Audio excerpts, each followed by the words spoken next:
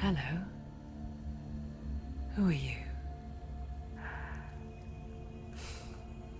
Doesn't matter. Welcome. You're safe with me. I'll be right here, nice and close so I can speak without alerting the others. Let me tell you about Senua. Her story has already come to an end, but now it begins anew. What's happening? It's breathing. Dead. It's breathing. It's breathing. Yeah. He knows she's getting closer. He can feel her coming closer. She's getting closer. They're watching. They're watching. They're watching. This is a journey deep into darkness. There will be no more stories after this one. What is she doing? Why is she doing this? They're watching. Why doesn't she turn coming? She's doing this for him. She wants to rescue him. He's already done it. Feel you coming. Quiet. Oh, how rude of me. I never told you of the others. You hear them too, right? They've been around ever since the tragedy. Well, that's not quite true. Some are old, some are new, but they've changed. I think the darkness changed them, just like it changed her. Look around you. Can you see them? Over there. Why isn't she looking? Why aren't you looking? He's in hell high. Look, up ahead. In hell high. You see it too? You promised you gave me. Yes. It is real after all. She's finally arrived in the land of mist and fog. The place the Northmen call hell. Turn back. Go back. Go back. It's not safe.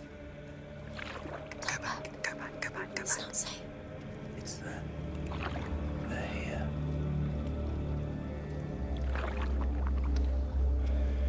Can you see them? You can see them.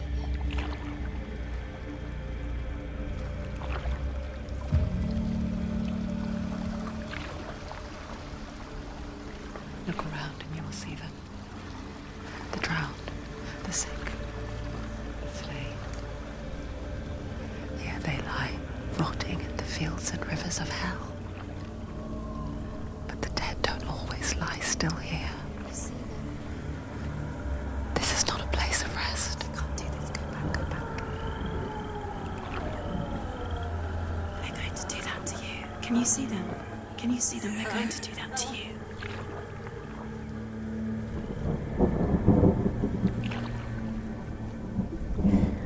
They're watching. Stop. Can you feel them watching? They're watching her. They're watching her. You're so close to the darkness. Go back. Can you feel it?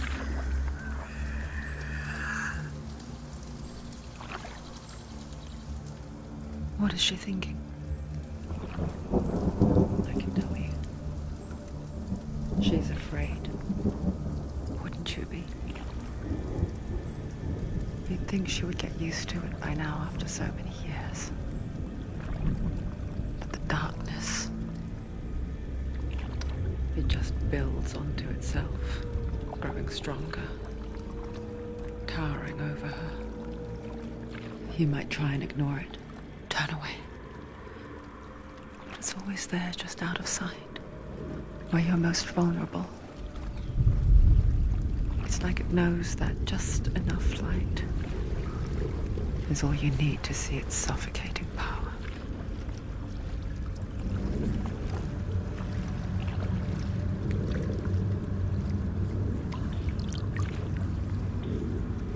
They can feel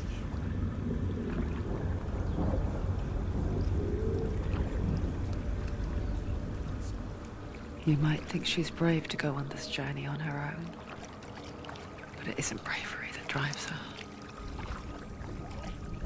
bravery only means something to those afraid of death. Senua's fear runs far, far deeper.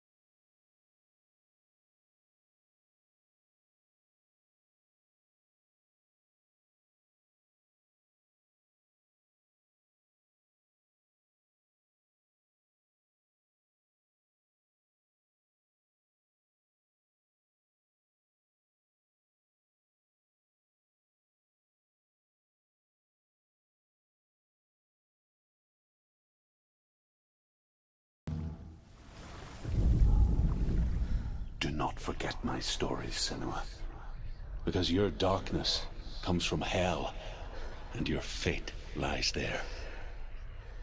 They say the burning of a corpse will take you straight to Hela's gate, but gods and the living will follow this path. You must leave the Isles of Orkney across the eastern sea and find a road that leads north and down through deep, dark valleys. After 9 nights of riding, you will follow a great river and will find a bridge covered in gold. The path to Helheim goes from there, across the river of knives that flows from the dark world of Niflheim.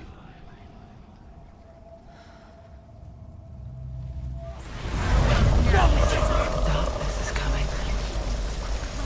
Yearns for life. Hungers. Pack of wolves in hand.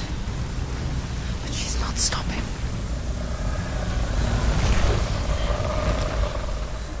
Not this time.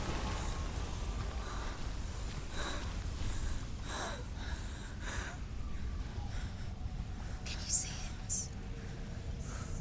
The land of mist and fog. He's in there. The old fool was right. Is he? What was it he said? The river of knives across which lies the halls of hell. The place they call Helheim. He's lost. He's lost. Where are you?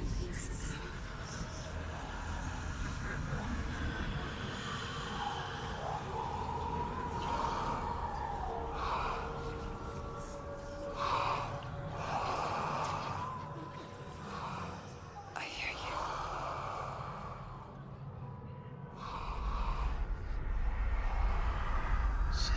He's there, you know it. There's no doubt about He's it. lost. The source of the darkness is in Helheim, You'll never find him. They're calling and the goddess Hela holds his soul there.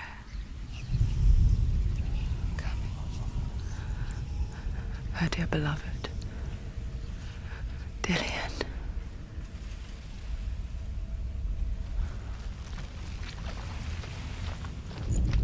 What is she doing? Why is she doing this? Why doesn't she turn back? She's doing this for him. She wants to rescue him. He's already dead. He's dead. But his soul is in Helheim. His soul still lives. The bridge to Helheim. She wants to save his I forget its name. She forgets too. But she does remember that only the dead may cross it. That part wasn't so easy to forget. The old fool said there was a hidden path up to it.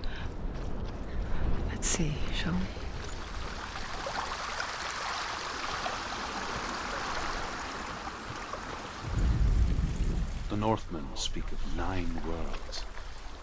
The world of men they call Midgard. Sky gods dwell in Asgard. The gods of earth, harvest, wind, and sea dwell in Vanaheim. The good elves dwell in Alfheim. The evil ones dwell in Svartalfheim. The mountain giants dwell in Jotunheim. The fire giants dwell in Muspelheim. Niflheim is the world of ice and darkness. Only the dead dwell in Helheim. And that is where you must travel.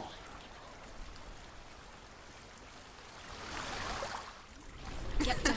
What's she waiting for? You've got to go.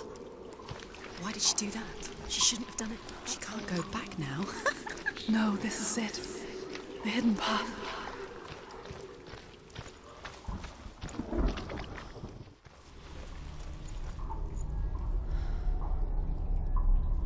It's going to hurt you.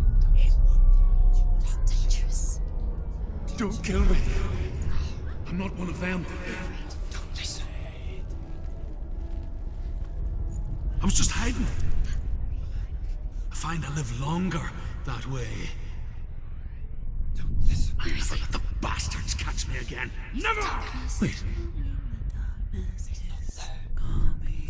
Who are you? It's just a memory. Druth? Is that you? For my tales of the Northmen, they call me Druth. A liar. He's lost. An old fool. Truth is my truth. It's good to see you again. You kept your vow. Guide you in this life and the next. I will tell you my stories of hell, if I may walk with you. Tell me your stories again, old friend. I'm listening. The runes seal the gates to hell. Focus your inner eye, and you too will see what's hidden in plain sight. Focus. I can see one. Hold it in your mind's eye. Find one like it to open the gate.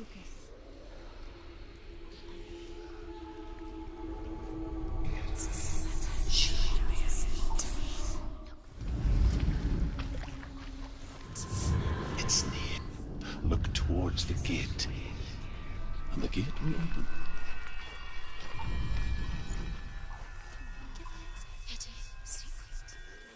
The gate is open. Go through the gate. Go through it. It's dangerous. Follow it.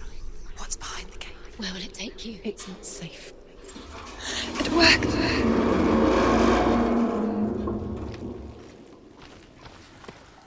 I spent 6 years enslaved in hell, but I watched the Northmen, learnt their ways. I know you did. You listened when everyone else laughed. My people paid a heavy price. Carry my stories with you, and together we will make the Northmen feel our fury.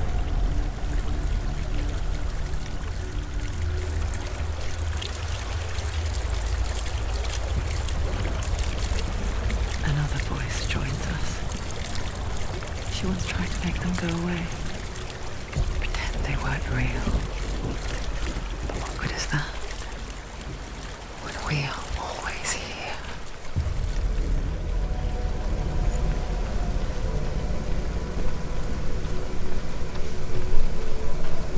I guess it's the same with heights. You can stand on the edge, pretend it's going to be okay. But you know that death is near, waiting for you to make that little slip. You can't just wish things away.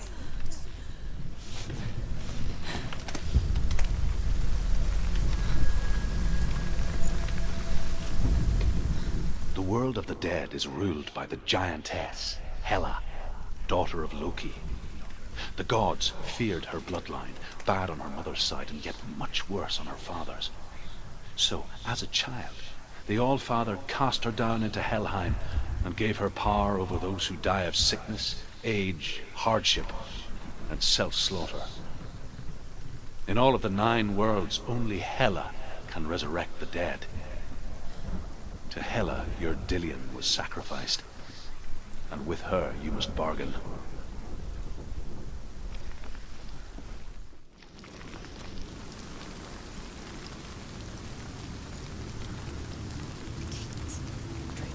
Stay back. Look at it. You have to open it. The gate to Helheim divides the living from the dead. Is that the face of Hela herself? The half-rotten goddess that rules over Helheim. Whatever horrors lie behind that door, she must find him. Shh. Someone's here.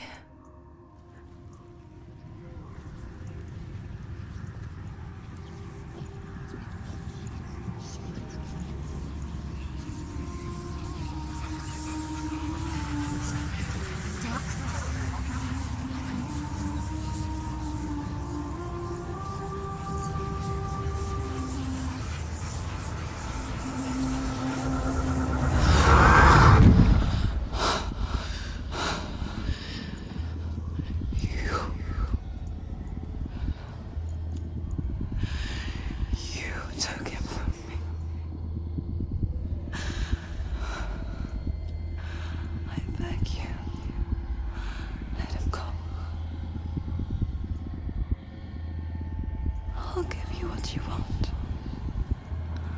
I won't resist anymore. Just give him back.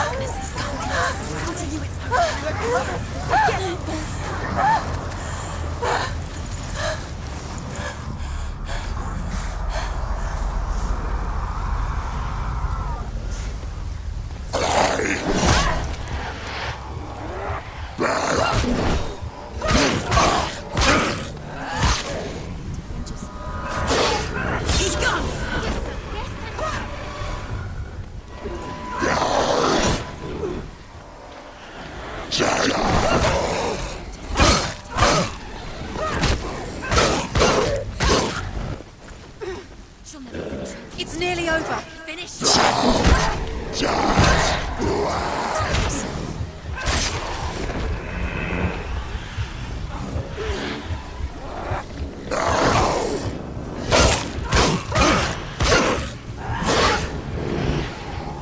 You won. You can do this. Make it. Go ahead.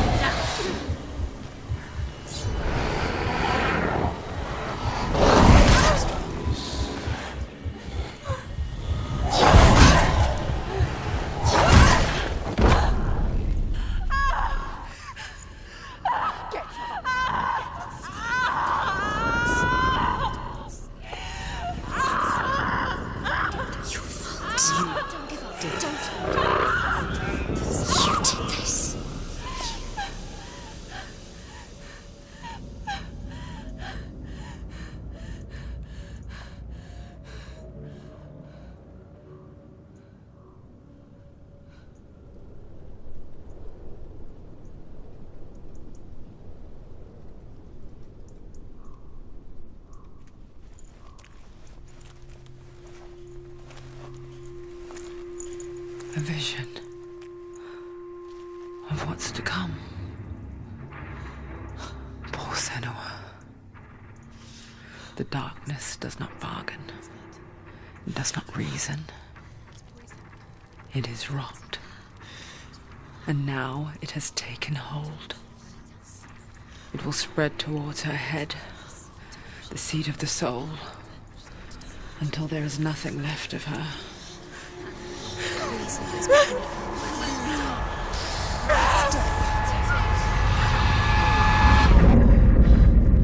all of her suffering will have been for nothing. It's just a matter of time.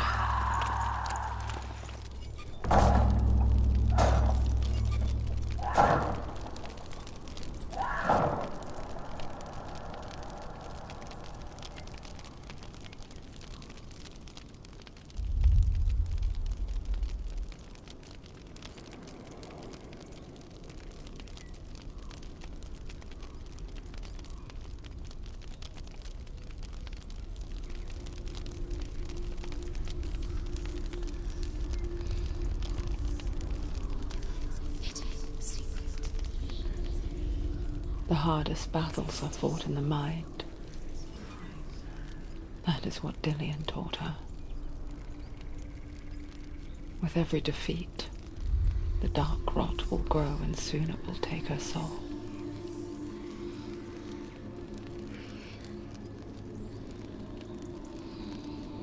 But for now, at least, she still has control of her mind. And she will fulfill her vow. Whatever the cost.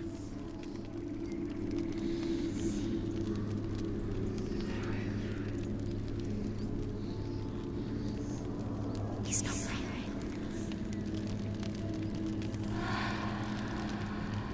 Listen to me, Senua.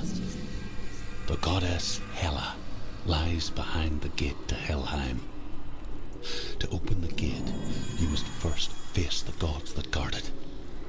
The god of fire, Zurt, and the god of illusion, Valravan. Spill their blood to open the gate to Helheim and enter the land of the dead. To Dillian. To his soul. It won't open. How will she get through? Why won't it open? Why can't she open it? The Northmen say that in the beginning there was nothing but darkness. Bitter cold to the north, fiery hot to the south. They say the cold formed ice, which melted from the sparks from the south. The power of the darkness gave life to the dripping ice, and the first giant was born, and was named Ymir. The ice continued to drip, and the power of the void gave life to it, and it became a cow, whose milk fed the giant. That's right, a cow, but you weren't expecting that.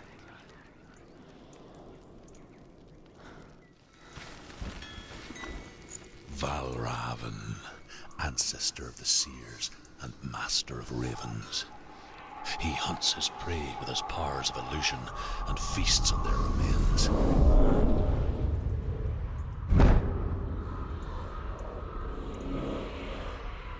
Follow the path to Valravan and defeat him in battle to earn his mark. The gate to Helheim cannot be opened without it.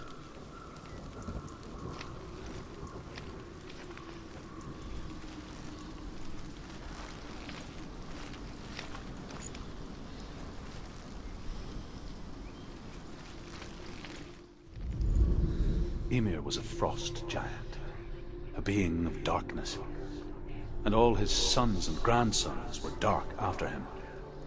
Of his daughters and granddaughters, some were monstrous, but others fair.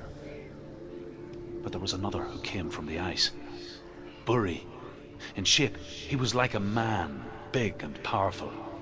His son, Bor, took a fair giant to be his wife, and they had 3 sons. Odin was the eldest, and the Northmen hold him to be the foremost of the gods, the All-Father.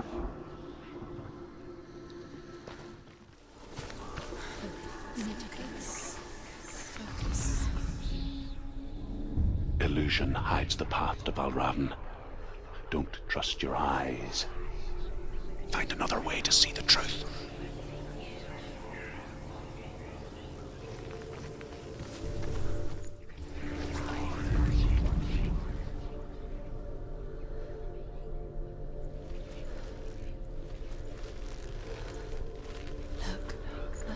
Something's different.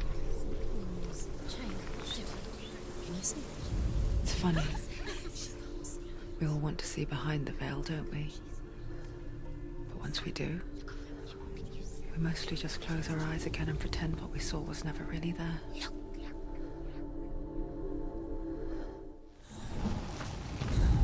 Senua never could close her eyes, however hard she tried and begged.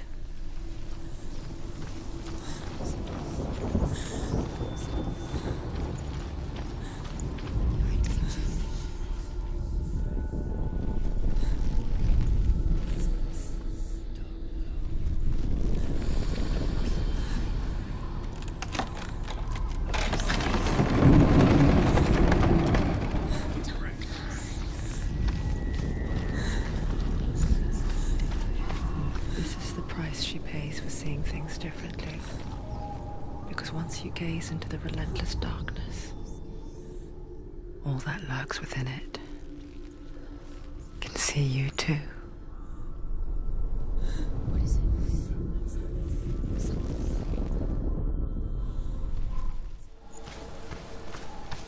The Northman will not stop her. She will find what she's looking for.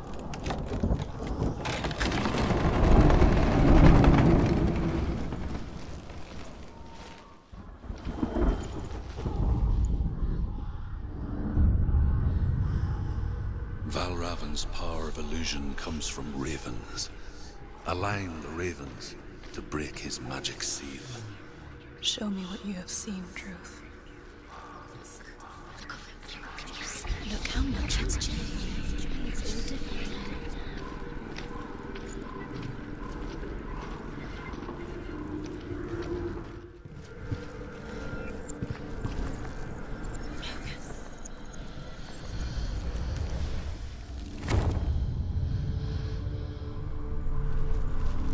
Something's shifted. Something's happened. Something shifted. Can you feel it?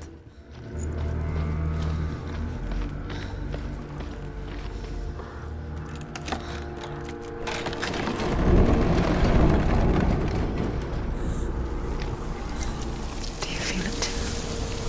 It's like crossing into another world that looks the same but feels different.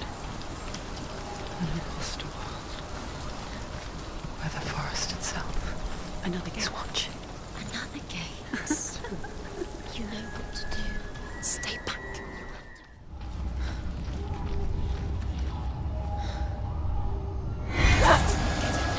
Get out. You fool. To break the seal, align the ravens with the mark of Valravan.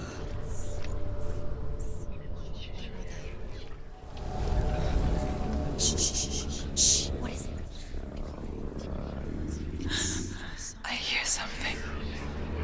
If you hear the song Valravan, follow it, and it will lead you to him. But be aware of his illusions. You can't always trust your eyes.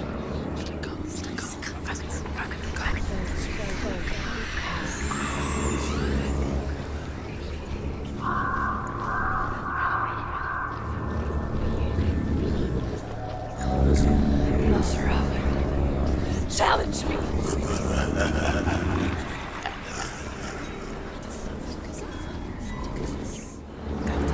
Fight me.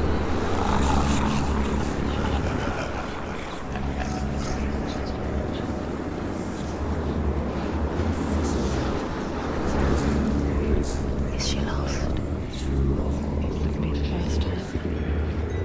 Last winter, before the tragedy, she journeyed into the wilds of her native land, living off berries, roots, and rabbits. It's not uncommon, you see. We call such a person a Gelt. Some, like Truth, become Gelt in search of penance. Others, like Senua, to purge a curse.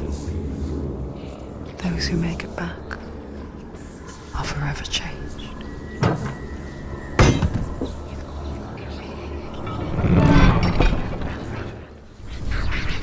The Northmen say that Odin and his brothers killed Ymir, and that the world of men was formed from his corpse.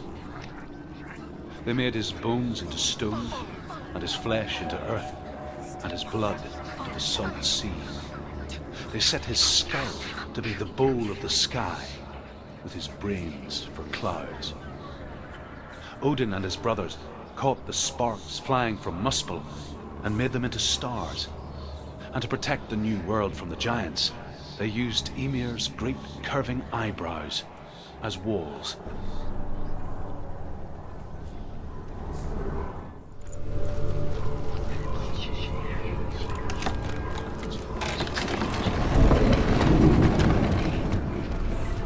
We picture fear, and we think of a shadow in the woods, a creature in the night.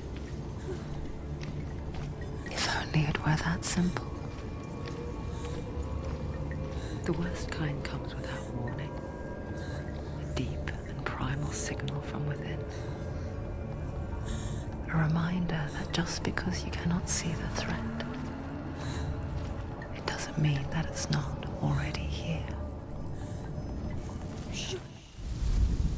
The Northmen say you must sacrifice in order to receive. They tell how the runes were revealed to Odin only in sacrifice. He hung himself from the world tree, and he stabbed himself with a spear, and he dedicated the sacrifice to himself. For 9 nights he hung on the tree without food or drink, and at last he saw the runes below him. He gave a cry, and gathered them in his mind and learnt them. Then he fell from the tree.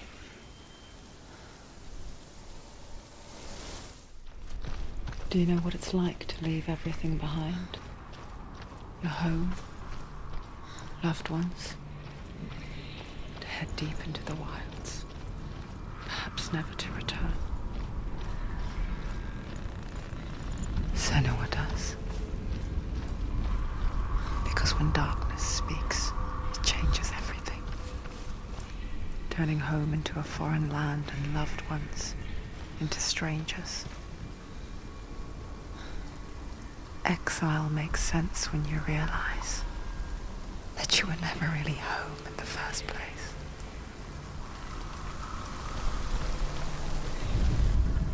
The Northmen say that Odin is always in search of knowledge and wisdom and magic. There was a very wise being named Mimir, who guarded the waters of wisdom which flow from the roots of the world tree. Odin wished to drink from this spring, but he had to pay a price. So he gouged out his own eye as offering to Mimir. He drank from the well and traded one way of seeing for another.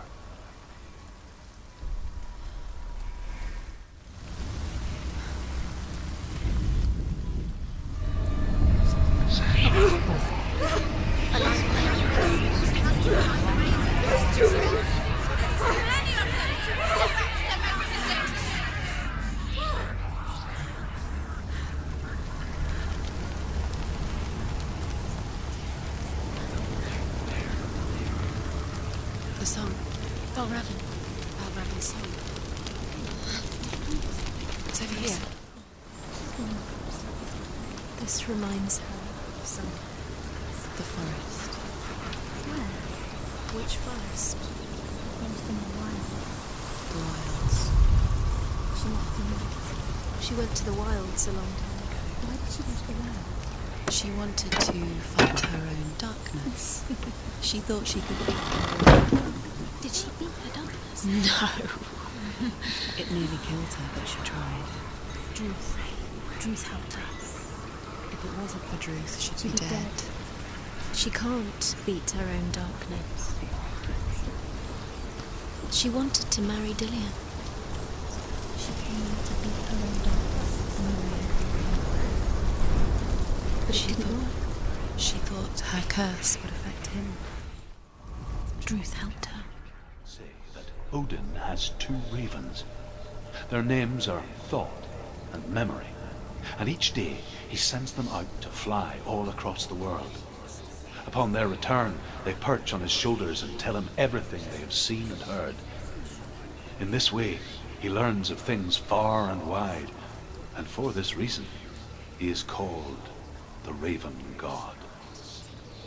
Senua, Like Odin, you must seek wisdom through thought and memory if you are to succeed in your quest.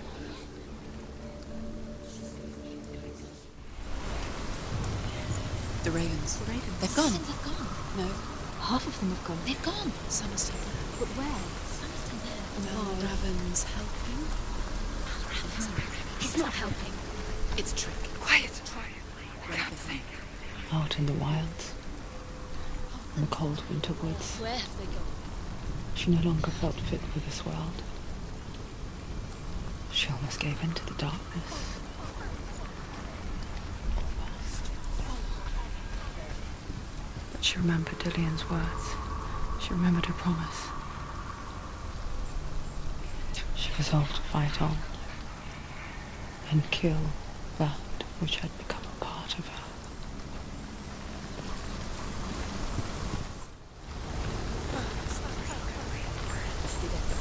The ravens. They've all gone. No. There's still three. There's three. There's three. Where have they gone? They've gone. She did it. What does it mean? She did that. Looking back, it was so naive to think she could banish it on her own. The further she saw into the darkness, the more she struggled to see anything at all. And the glow, the smallest hints of shape, sound, or thought, grew in strength until they consumed her whole. Before she knew it, the darkness had her in its claws.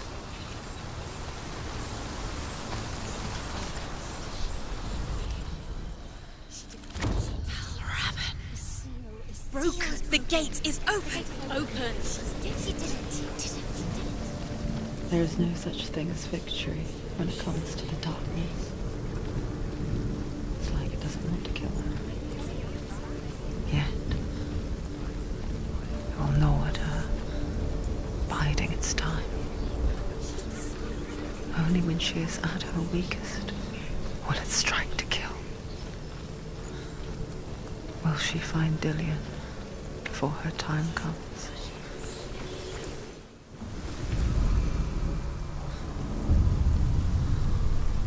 Overcome Valravan's final illusion to face him in his keep. I know you can do it, Senua. You have the sight. We both see the darkness. We can fight it together.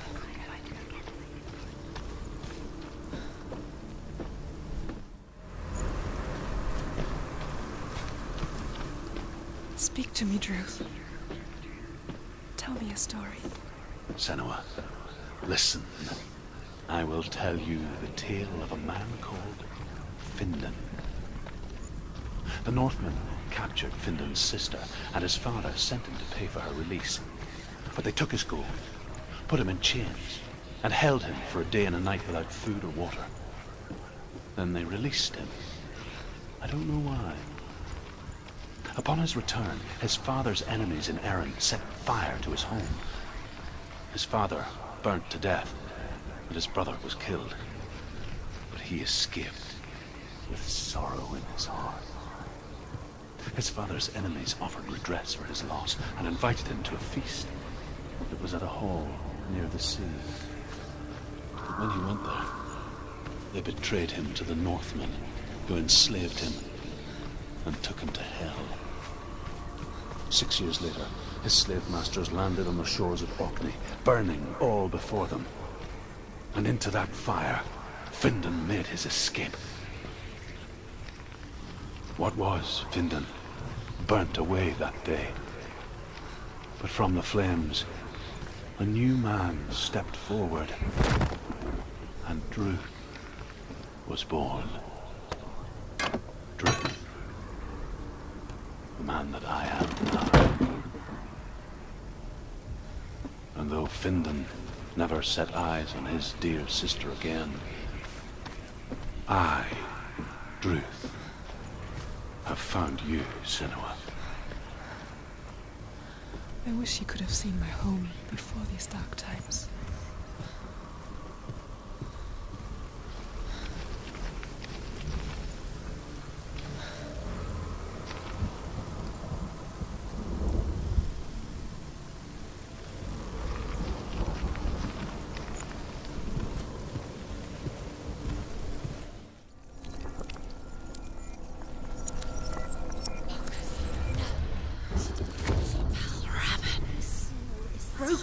gate is open. Open. He did it. This darkness. I know it from the wilds.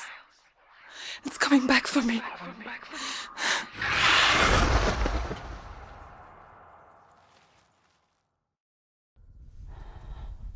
I'm still here. Are you too? Where are we?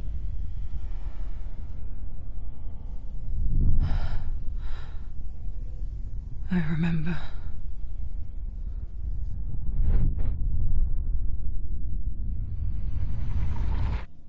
It didn't end well in the wilds.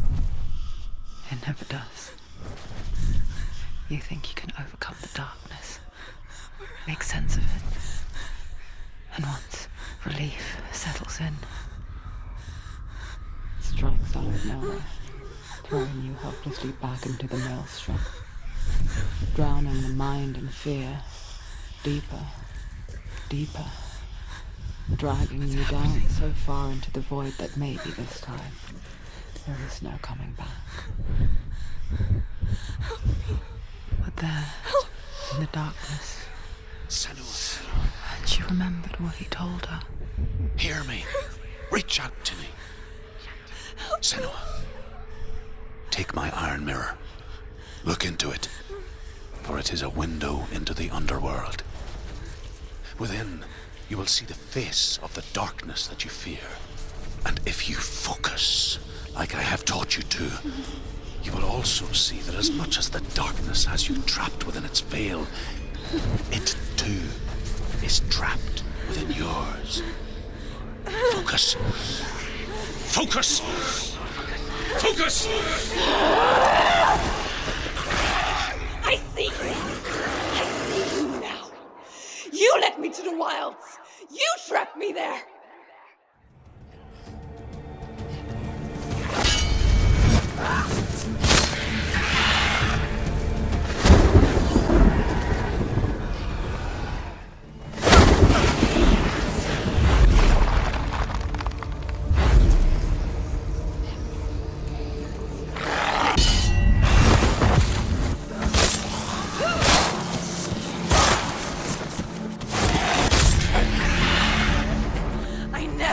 You in the wilds, did I?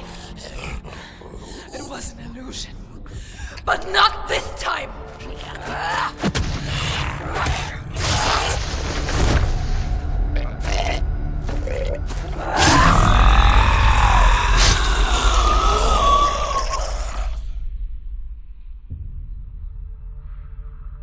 The mark of Valravan, one of the keys to the gate to Helheim.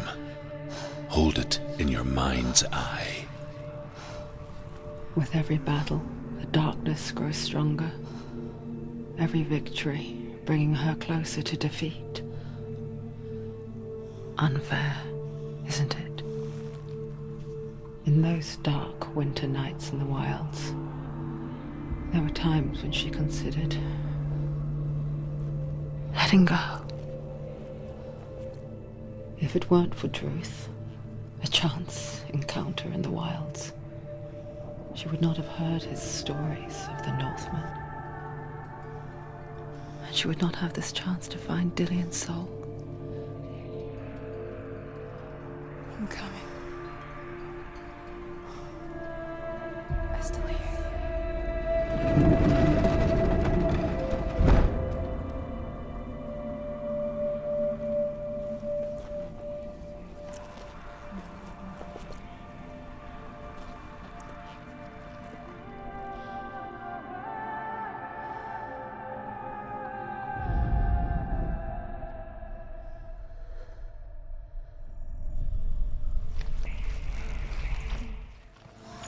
When she was younger, she would lay in the grass and stare at the clouds. And as she saw them, elusive, shifting faces. After a while, she could see the faces everywhere. In the trees, the mountains, caves.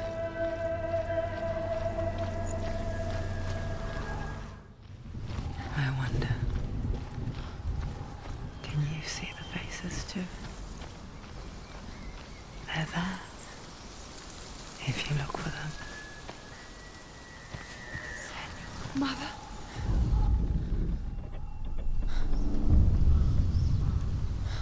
Senua, you have the sight. Just like I do. Once you can see into the underworld and all the souls within it will see you. Don't be afraid when they speak to you. I will always be here to guide you. Did you see her? That was her mother, Galina. She was a priestess, a healer. She taught Senua to see the weave that binds the world together. And it was beautiful. It was a time before the darkness. But when it did come, it first came for her mother.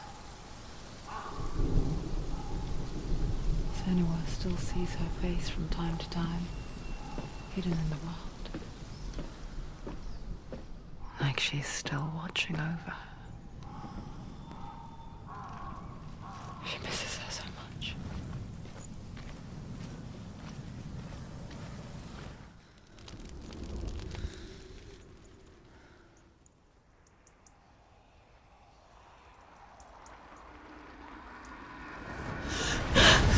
Sort, the fire giant has answered.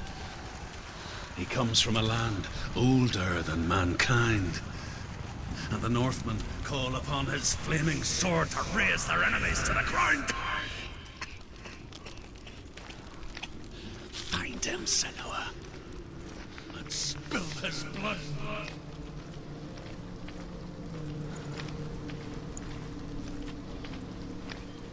She found the wretched old fool on her way back from the wilds. An outcast. He was badly burnt all over. She took pity on him, for he was not long for this world. Like her, who spoke of his own darkness. The Northmen. The Northmen tell this story. Before the earth was created, there was a world called Muspel. Because it was in the south, it was bright and hot, flaming, burning. Sparks that flew out from Muspel became the stars. Other sparks melted ice in the frozen world of Niflheim, creating the body of the first giant, Ymir.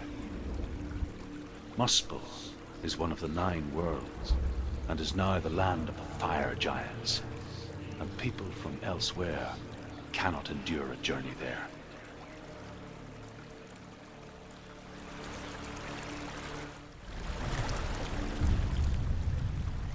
Senua, we each walk these lands gazing towards different horizons, some of us further than others. Your father cannot see what you see, but there is nothing wrong with seeing the world the way you do.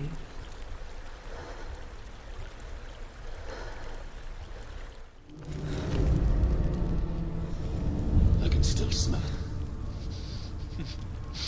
The sweet, sickly stench of burning human flesh. And I still hear their cries carried in the wind. You hear them too, Senua? Yes, I heard their screams, and I still hear them now.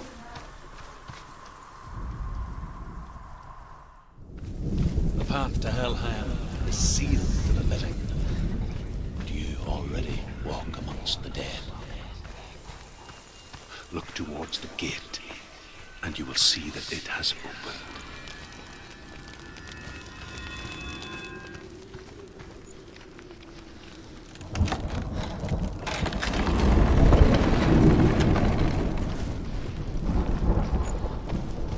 When they first came to my lands, I knew enough of their tongue to beg for mercy, and they took me as a slave.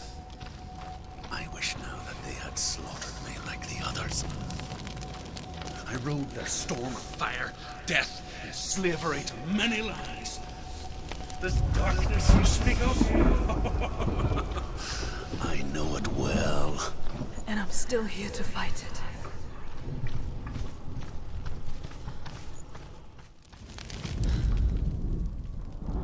When you see a fire gate of soot, know that only a sacrifice will stoke the fires of Muspel and let the dead walk through. Find the fire, Senua, to follow the path to soot.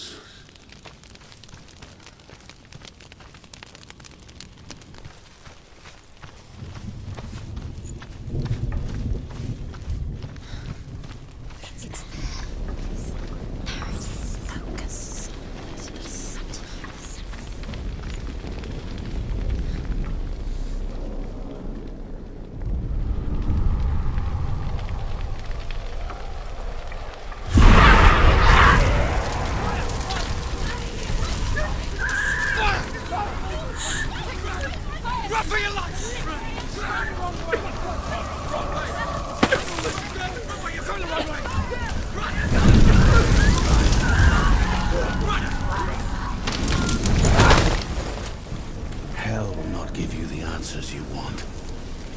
But you mustn't look away from the horrors it does offer. Because you cannot overcome suffering if you refuse to look at it.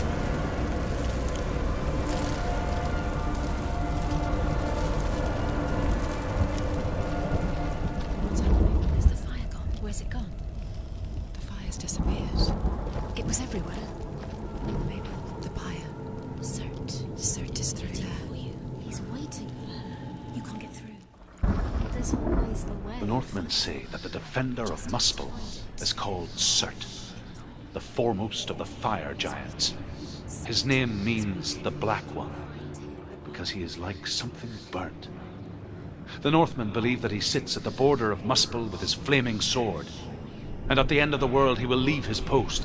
He will travel to Asgard and Midgard, waging war against all the gods. He will be victorious, and then burn the whole world with fire.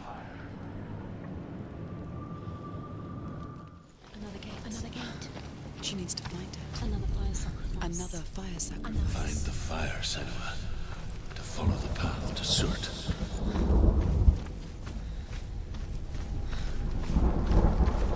It's too far. She'll never find it. She'll never make her way back. She needs to remember the way back. To tell her. The Northmen believe that the world will be destroyed someday. They call it Ragnarok, the destiny of the gods. Asgard will be attacked by Cert and the fire giants. A monstrous wolf will swallow the sun, and the gods will fight in vain against their enemies. There is nothing they can do to prevent it, but Odin ever seeks knowledge and magic, hoping to find a way to postpone that dark day.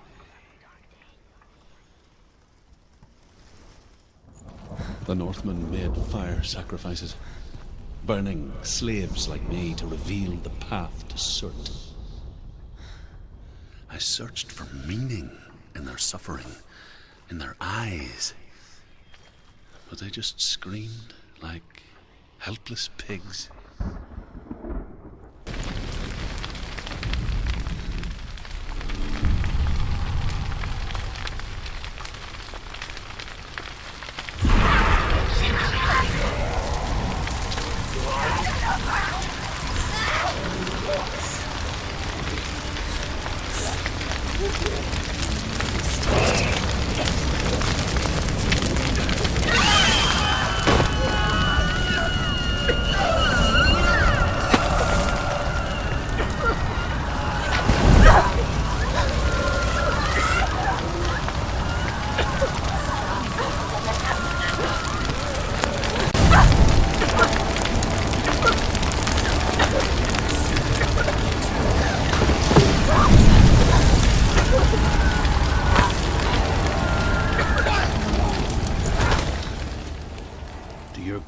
Answer your prayers, Senua.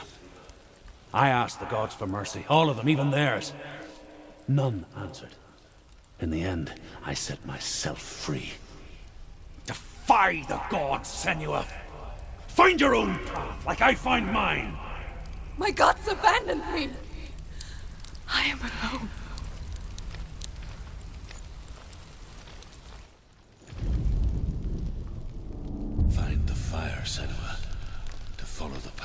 Surt.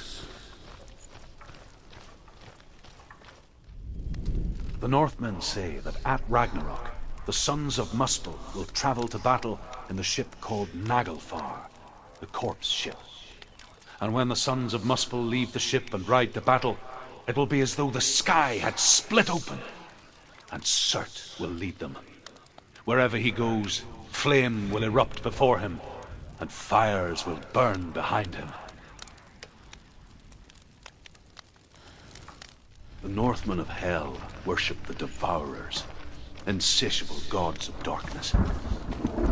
I come from Erin, Senua, where I once followed my own gods, the Tuatha De Danann. Why did you abandon your gods? Senua, I was a man of knowledge, not a warrior. To survive, I did things. Bad things.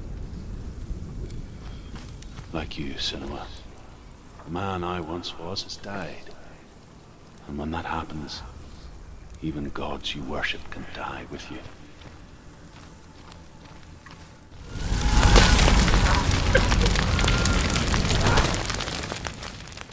You say your world has collapsed.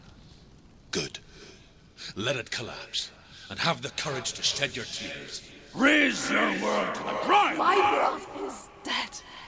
Only then, as with a newborn, will you see the world anew. No, I see nothing now.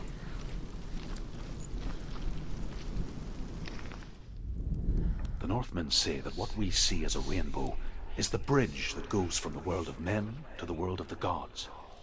For now, they say, the frost giants and the mountain giants cannot cross it.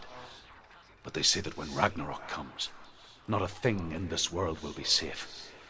The Rainbow Bridge will break under the onslaught of the fire giants riding on flaming steeds. Senua, I have seen the fire of Surt spread far and wide, and to our lands. Ragnarok is coming.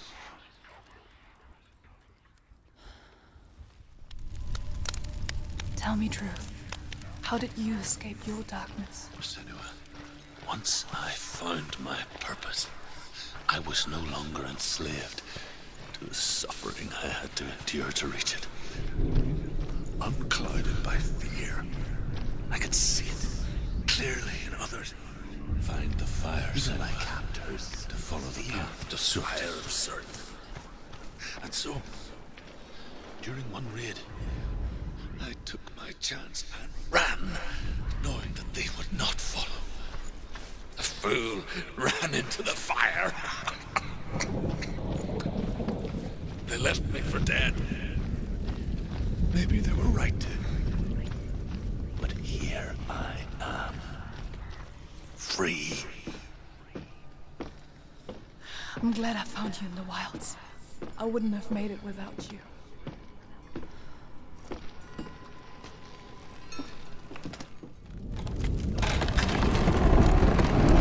Senua, if I can survive the fire of Surt and escape my darkness, then so can you.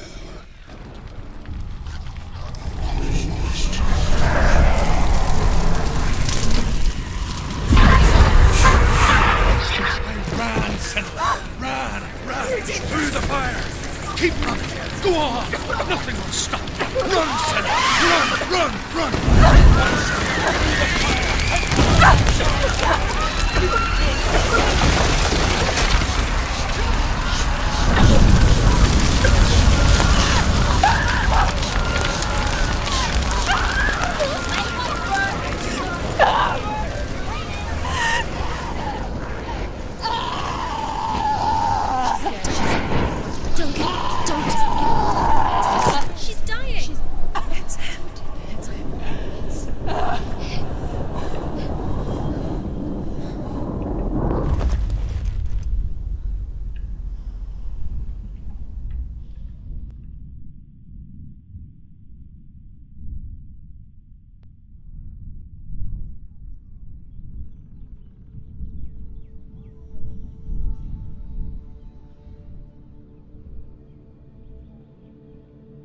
I'm sorry.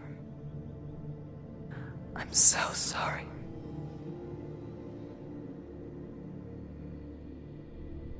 This darkness takes everything. Everyone. Senua, are you sure you want to do this? We can fight this together, side by side. We always do. This is my battle. I have to face it alone, away from here. Where will you go? I don't know. For how long? I don't know.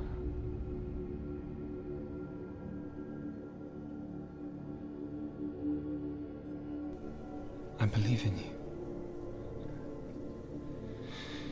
You know that.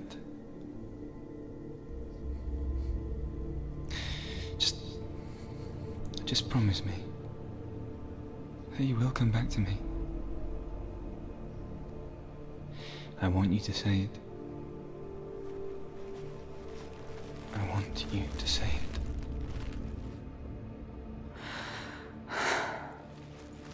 I will come back to you. I promise.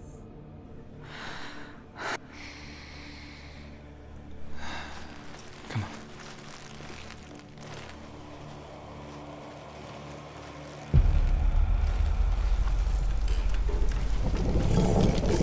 Blood of serpents, take his mark, and I will cheat you from living your world and forever being your debt. You destroyed everything, everyone, but not me. Fight me now.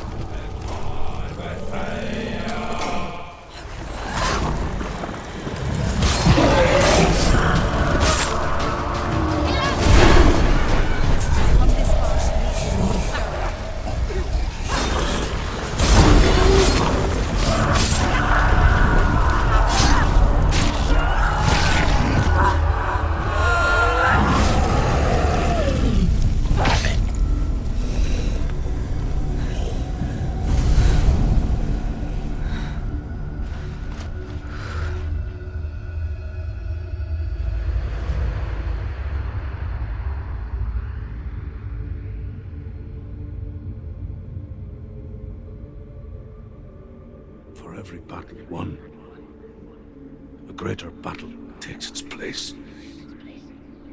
And so it goes. Until we fall.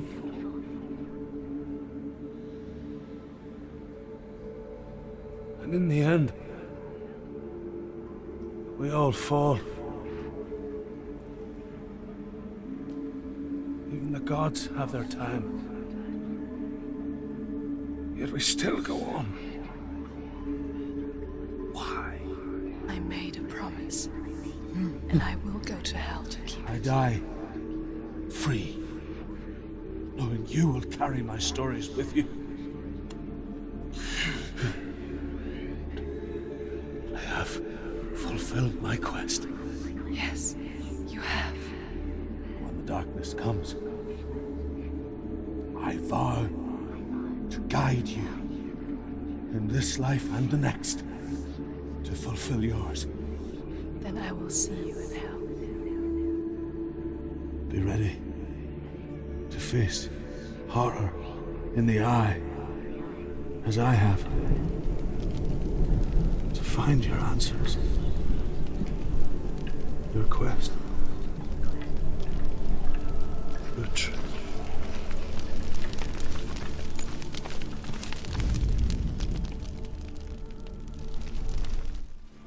Truth was a troubled man, scholar turned slave.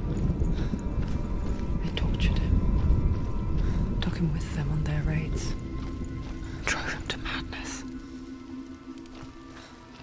spreading this new form of darkness to new worlds, to my world.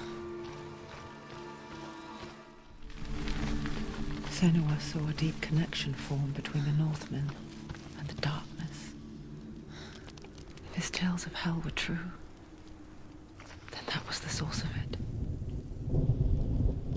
She learned everything she could from him. until she too could see what he saw. Have you ever died before? It's a serious question. When the illusion of self is shattered, you simply cease to be. Though it may not seem that way to others, you know when it is true. You can feel it. A stranger in your own body. An imposter. And nothing is the same ever again. Senua has died before. And she will do so again. You can be sure of that. With the mark of Valravan and the mark of Surt, you may cross the bridge over the River of Knives to Helheim.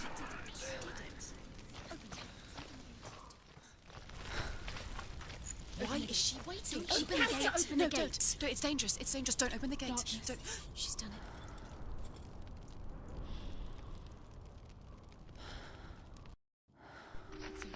It's so dark. It's dark. The darkness. Only the dead may cross. Only the dead may cross.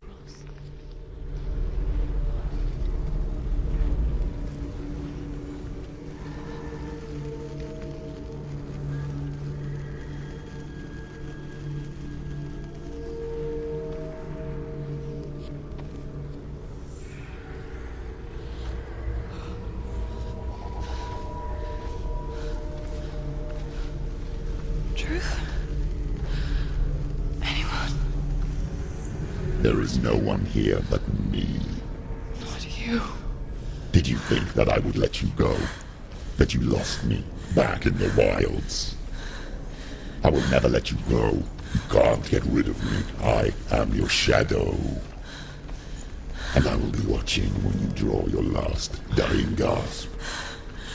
I'm not ready to die. You will be when you see what they did to your dear beloved.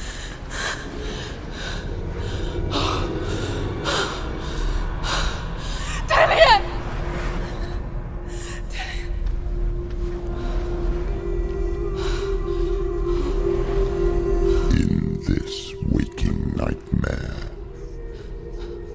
where all dreams come true, you searched for control. A way to pull through. When you were in love, you left him in tears to smother your furies and banish your fears. But in darkness they came, through stormy black seas they raided these shores. Do you still hear his screams? And now that you're home, he's so far away. They've taken his soul. To these gods you cannot pray. They can break you, but not your promise. Even death won't keep you apart. Through his darkness you will find him. In your sword still beats a heart. You fought for love unspoilt by your darkness within. You fought for your dreams. Now there's no way to win. In the head of his corpse lies the seat of his soul. So you must carry his vessel to bring him back home. You did this! No!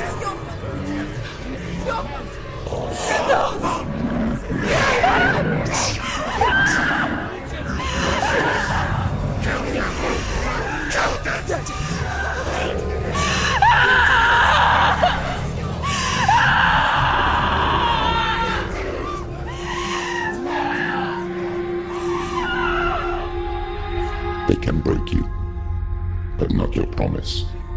Even death won't keep you apart. Through this darkness you will find him.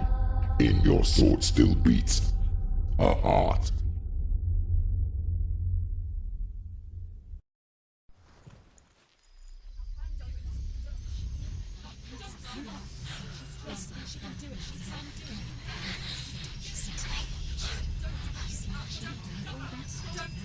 The darkness touched you.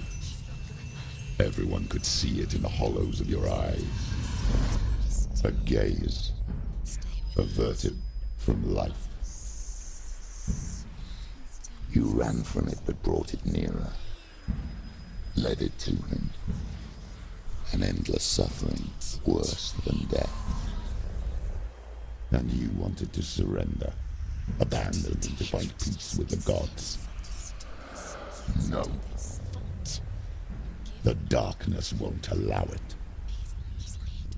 So you will walk into the lair of the beast. Look it in the eye, and you will go to war. This is your mission. This is your quest. There is nothing else left.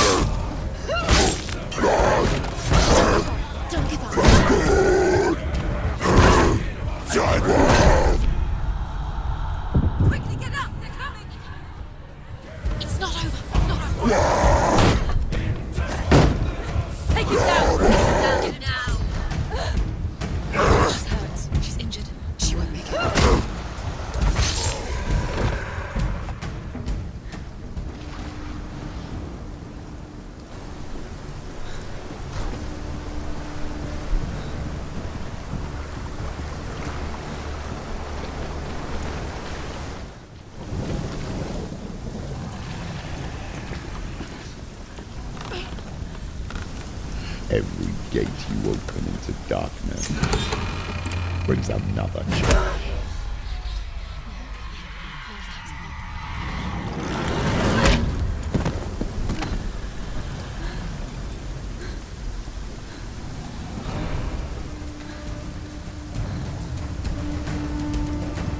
Get up, quick! Get up!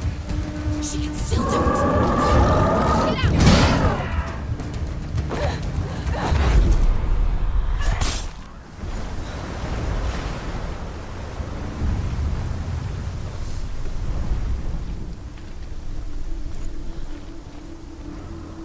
The journey to Helheim is never a straight one. Each must find their own path. Align yourself to its secrets, and you will find yours.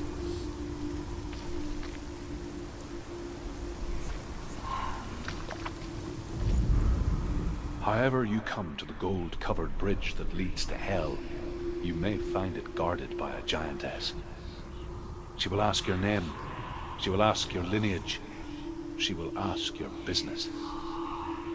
The Northmen tell of the warrior woman Brynhild, who leapt into fire and rode to Hell to join her slain love Sigurd, and is challenged by the giantess. Hela possesses large dwelling places in Helheim. Tall are her walls, high are her gates. The name of her dish is hunger. Her knife is famine. On her threshold all will stumble. Her bed is called sick bed, and her bed hangings are called flames of a funeral pyre. They say she is easy to recognize, half black and half the color of flesh, and her face menacing and grim.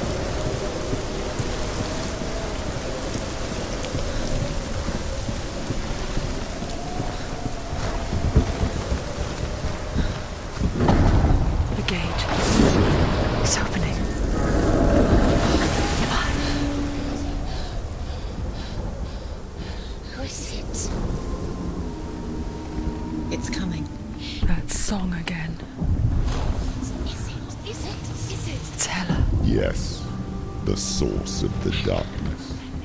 It's coming. This is your moment.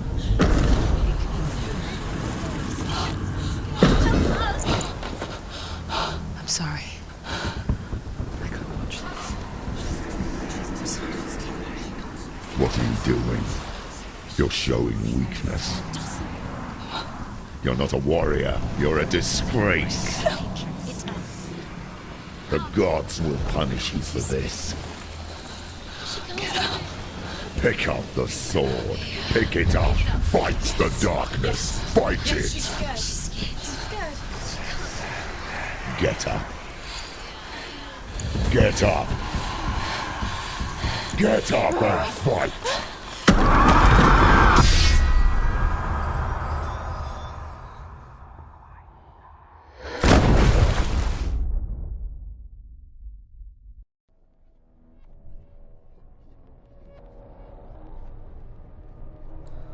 Stormy seas and lost souls. She's dreamt of this before. They say dreams are visions of our memories, thoughts and fears, as seen by our inner eye.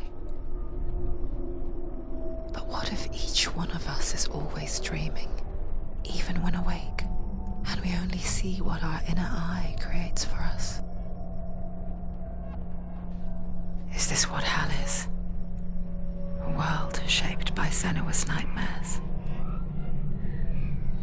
Maybe that's why people feared seeing the world through her eyes.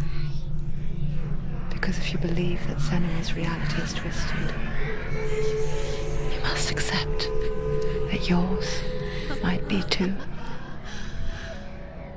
You failed the gods. You're pathetic. Rotten. Cursed. What were you thinking? Did you really think you could win? How stupid can you be? So stupid. Everyone hates her. She's cursed. The shadow hates. Look at you. A warrior. Worthless. Weak. Pathetic. Go on. Feel sorry for yourself, because there is no one left to do that for you. Everywhere. You failed. What's that? Take it. If you're too much of a coward to fight, then end the suffering. Broken and lost. Just like your sword. Come on. Dare.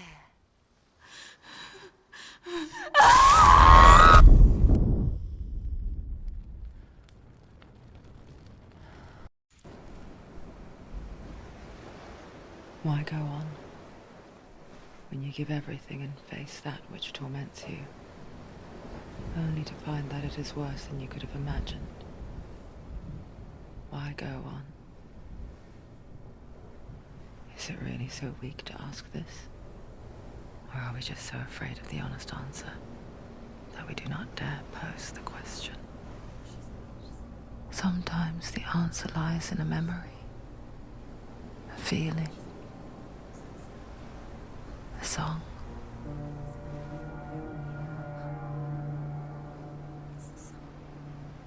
It's not real. It's a trick. It's not real. It's real. Listen to it. Don't give up. Dillian. It's Not like this. It's not real. It is real. It's a trick. Don't trust it. Maybe you're already dead. Who are you? Do you still believe in yourself? No, it's not. It's a trick. She knows this. It's a trick. He's already dead. He can't be here. It's impossible. Dillian. Come to me. Please. The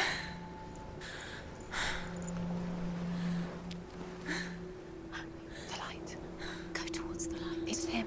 There he is. It can't be him. It's just a trick. It's in your mind. Yes, no, he's here. It's in your mind. It's real. It's happening. Go towards it. There it is. You're imagining this. It's Dillian. He's gone. He was gone. Slow. How could could you keep going? How could you keep going? Ignore the pain. I told you. Before she first met him, she was not in a good place. Just a teenager, but not like the others. Barely functioning, she rarely left the house. Her father's in-bell made sure of that. Only occasionally did she venture out on her own, collecting firewood and herbs. Errands out in the Orkney Plains. That was her world. Like this one. Barren and lonely.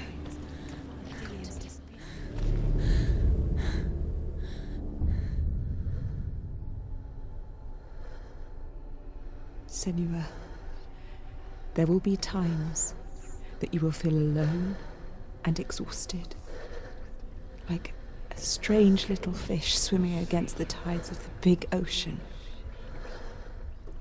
But have the faith to let go and let the tide carry you away.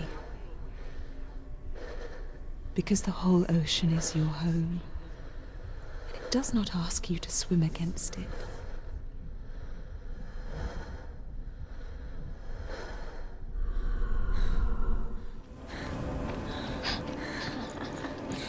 Already disappeared. Nothing lives here, not even you.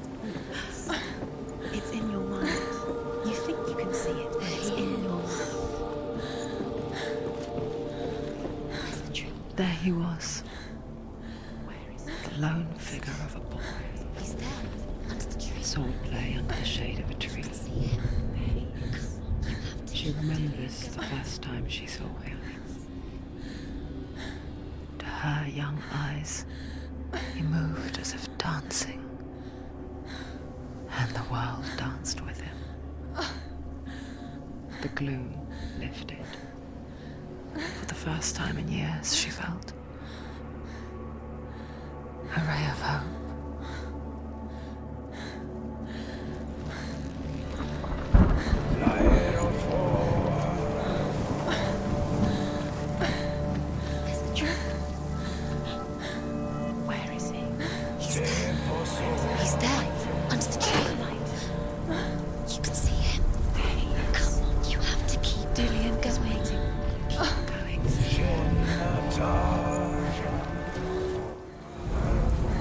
The Northmen tell of a great hero.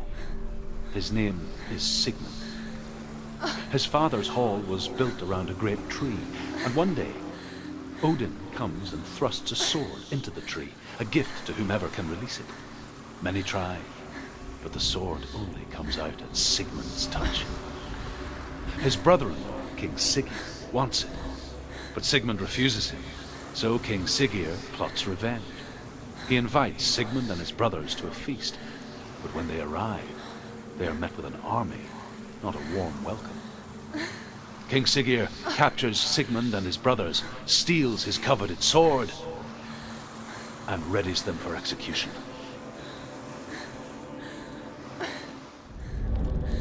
Death for Sigmund and his brothers seems certain.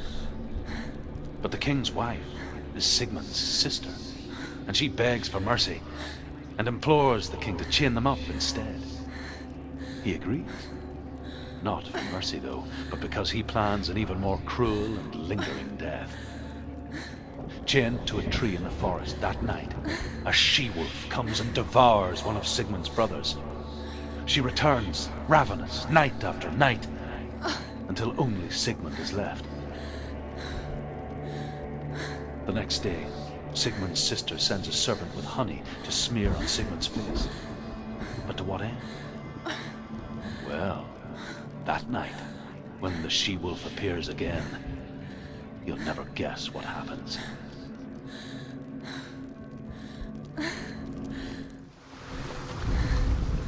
As the she-wolf licks the sweet honey from Sigmund's face, he bites the wolf's tongue. The she-wolf pulls away, but Sigmund holds on. The chains break, and he is free. After his escape, Sigmund lives like us, hidden in the forest. His enemy, King Siggeir, believing him dead, as his sister plots revenge. And for vengeance to succeed, even the great Sigmund needs help. So she sends her sons to him. But their blood is weak and corrupted, and they're put to death by Sigmund.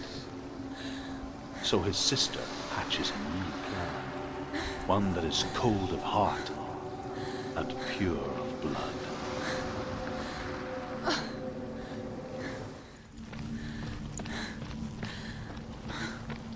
Day after day, watching from afar, she mimicked him, perfecting her own secret dance, wishing those fleeting moments of light would stretch out to last forever.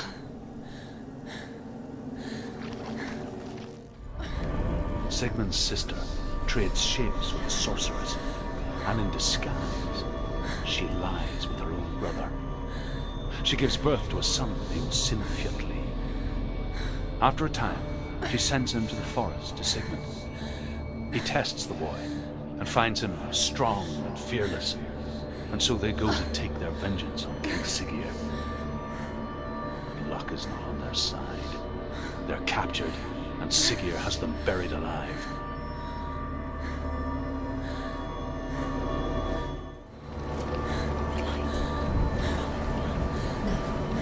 It's a trick. It's an illusion. It's not real. You can't even fight. It's just deception.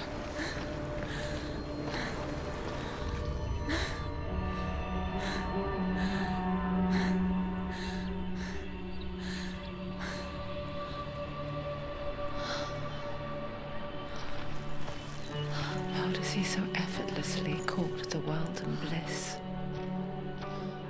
If only she could do the same. See the world through eyes anew and dance with it, just like he does.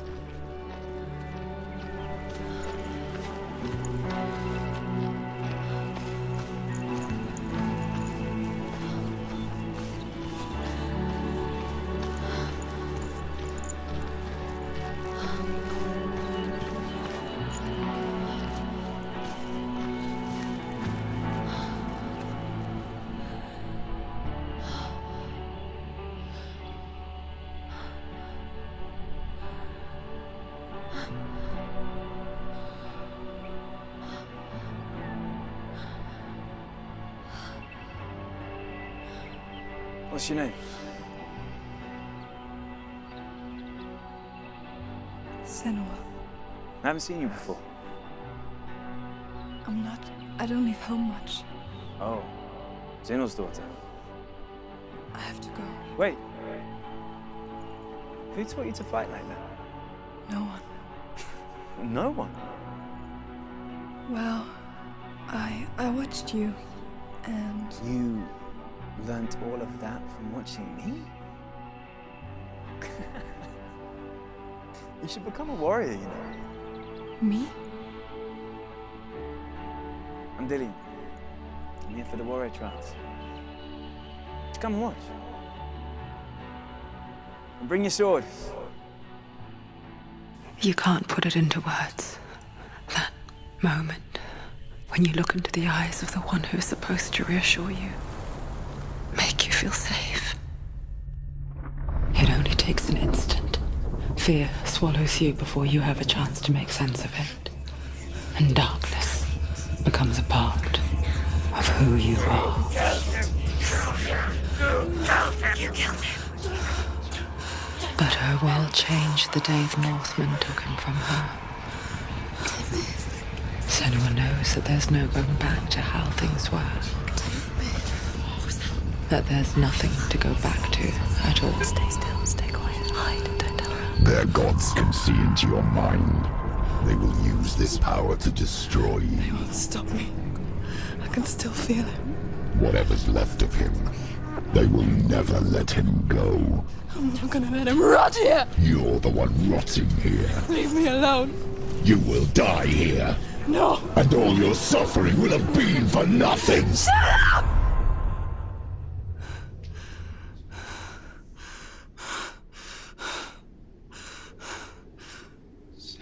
Dillian? Is that you?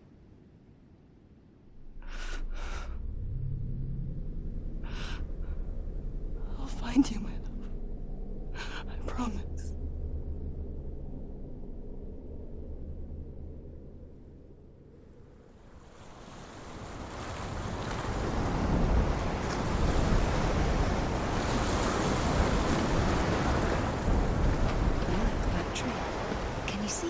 You want to believe it. Is he It's there? not real. Is he there? You're alone in these mountains. Is that Delia? Nothing lives. As Sigmund and Sinfjotli are being buried alive, Sigmund's sister throws an armful of straw into the grave mound. Hidden in the straw is Sigmund's sword, the gift of Odin. They cut their way out of the grave mound and set fire to Siggeir's hall. The king burns to death. Sigmund calls to his sister to come out so that she may live and be honored. She does come out, but only to tell him the truth. That she had slept with him, her brother, to beget a strong avenger. I am not fit to live, she says, and walks back into the fire. Strike vengeance from your heart, Senua, as there is always a heavy price to pay.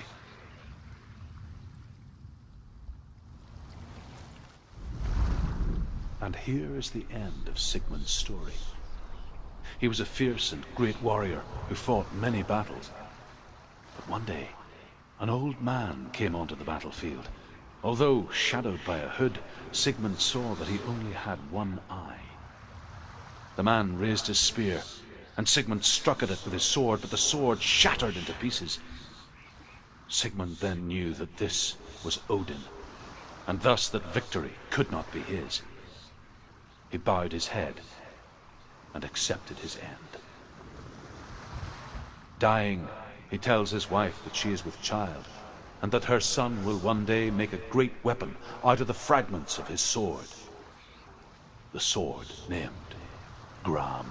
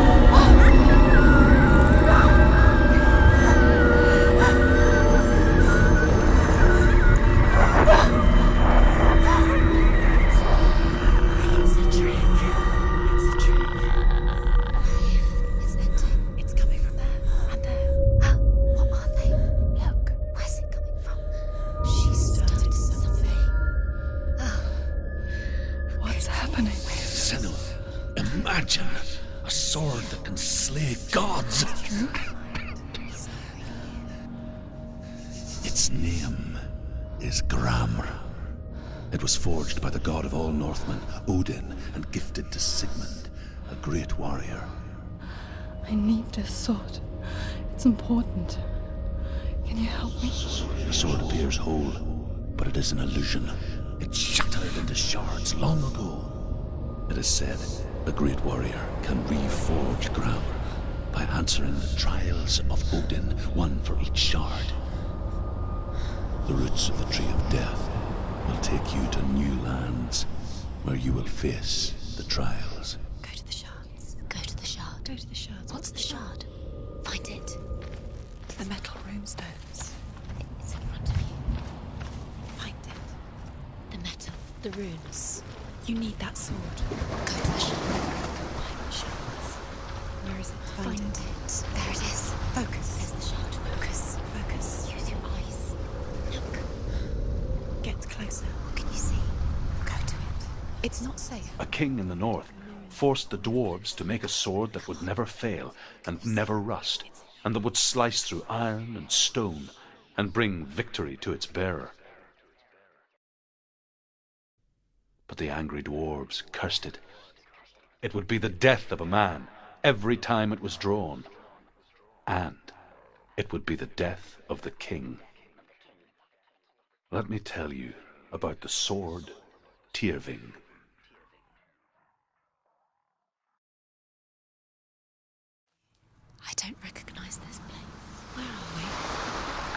she? It feels wrong. Where are we now? Burial mode. So strange that we go to such lengths to bury death. Something so very ordinary, inevitable. It's as if we conspire to hide death, because we have no answer for it. But when it comes and forces itself onto our friends or loved ones,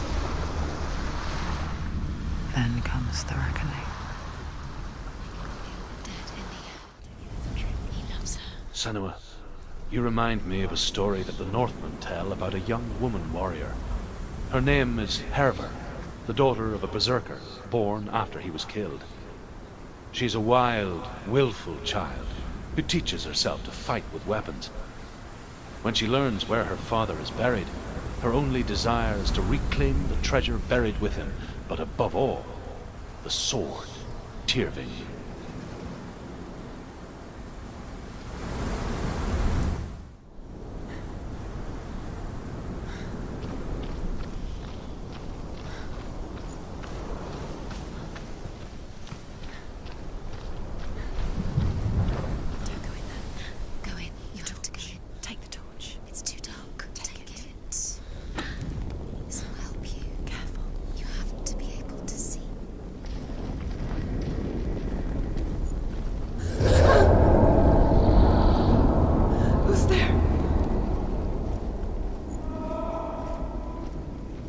I'm here. I'm here for the trials. Like when we first met, remember?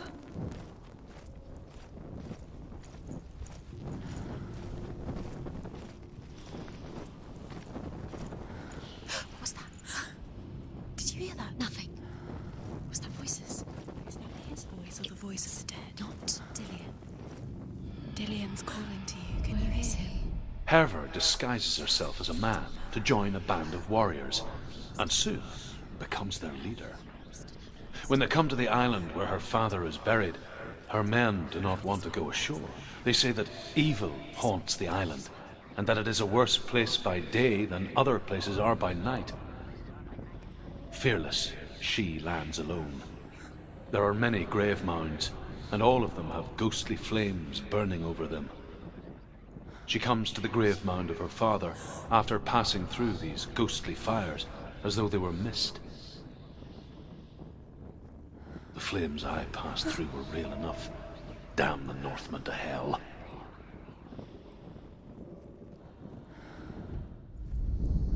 Within the burial mound, Herver calls on her father to wake from death and bring her his sword. She says that it is not seemly for the dead in their grave mounds to bear valuable weapons.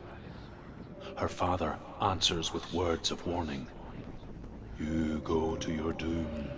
Baleful runes surround you. You have gone mad. You have lost your mind. Your thoughts are confused. It is dangerous to wake the dead. Like I said, she reminds me of you.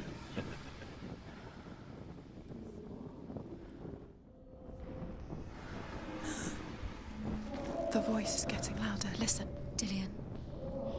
Listen, listen, listen. It's him. Listen. It's getting louder. That's not Herver ignores her father's warnings. The grave mound opens, and it seems to be full of fire. Again, Herver demands her inheritance, but her father warns her the sword is cursed and would be the bane of her family. But he relents and brings her the sword. She leaves the island with it, but the curse holds true, and death would follow in the years to come.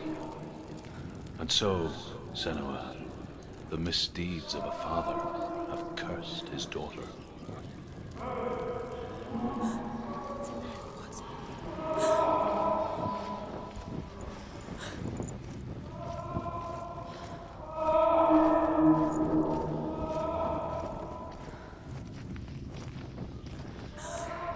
Quiet. He wants me to find him. I'm lost without him.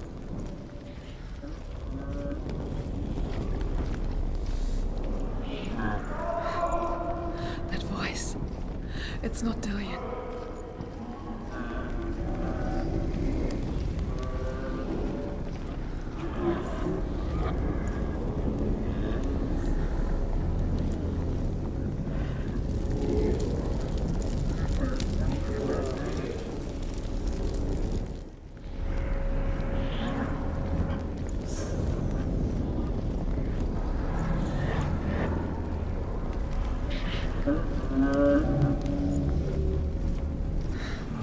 Dillian wants me to face my fears.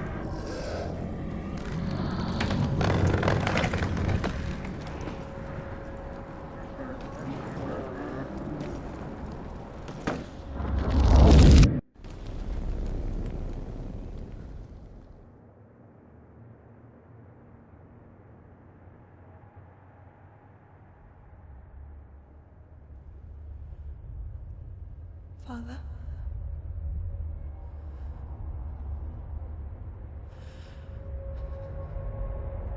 I'm leaving. I've decided. I think it will be good for me.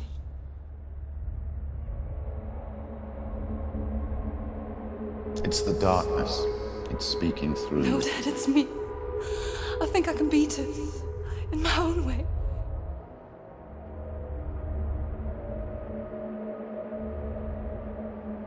I can see the darkness in your eyes, child. I met a boy. Boy. The chieftain's son. No. He said he could help me. It's a trick. He said I could be normal. Normal? Yes. No boy is going to save you. No one can. When they see the rot growing inside you, No. they will turn their back on you. The gods can only fix you through my hand. You're going nowhere. No. You will not defy the gods.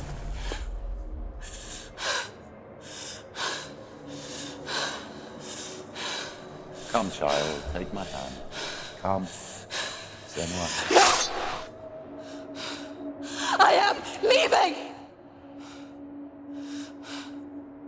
You cannot escape the darkness. Your curse will make everyone suffer. You will have blood on your hands!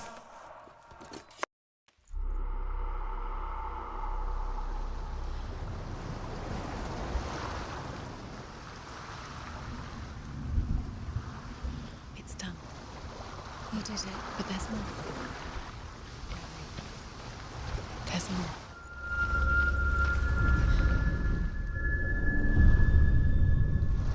I want to tell you a story about a god of the Northmen called Balder. The second son of Odin. He was beautiful, good, and wise. He was fair of feature, he spoke fair words, he gave fair judgments. Light shone from him. Only good things were told of him. Yet he was the first of the gods to die.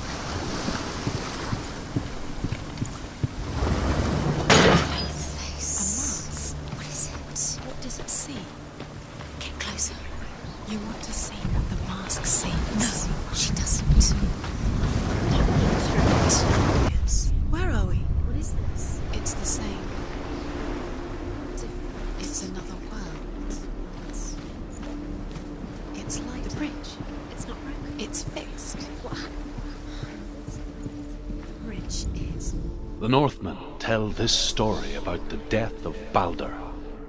It begins with dark dreams. Night after night, Balder dreams of his own death, and the gods fear for his life. So Balder's mother makes everything in the world, fire, water, iron, stone, earth, wood, beasts, birds, serpents, poison, sickness, swear an oath not to harm her son. One by one, they each make their vow. Neither weapons nor wood will injure him, Baldur's mother boasts.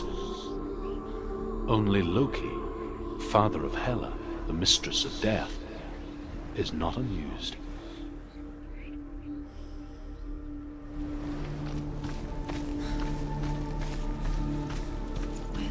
The world once seemed so simple. Black and white. Darkness and light. Narrow dividing lines of our own making. Dillian taught her to see further.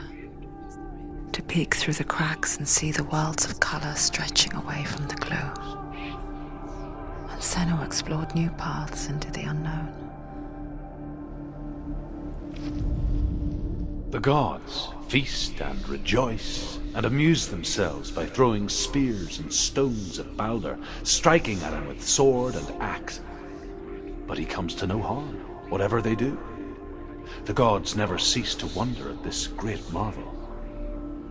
But Loki shapes himself into a woman and asks Baldur's mother, is it really true that all things promise to keep him safe? I did not ask the mistletoe, Baldur's mother confesses. I thought it was too young. Oh dear.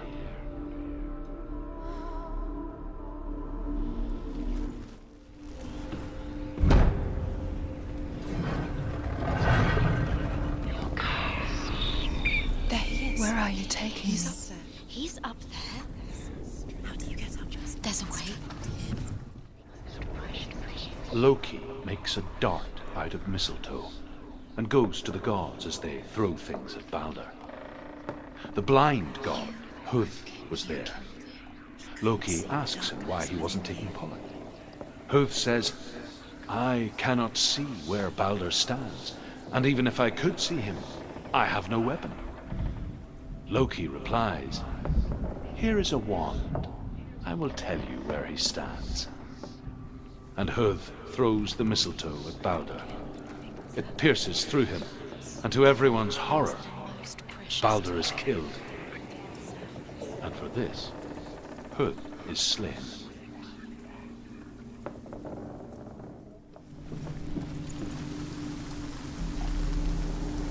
Your curse has claimed Dillian.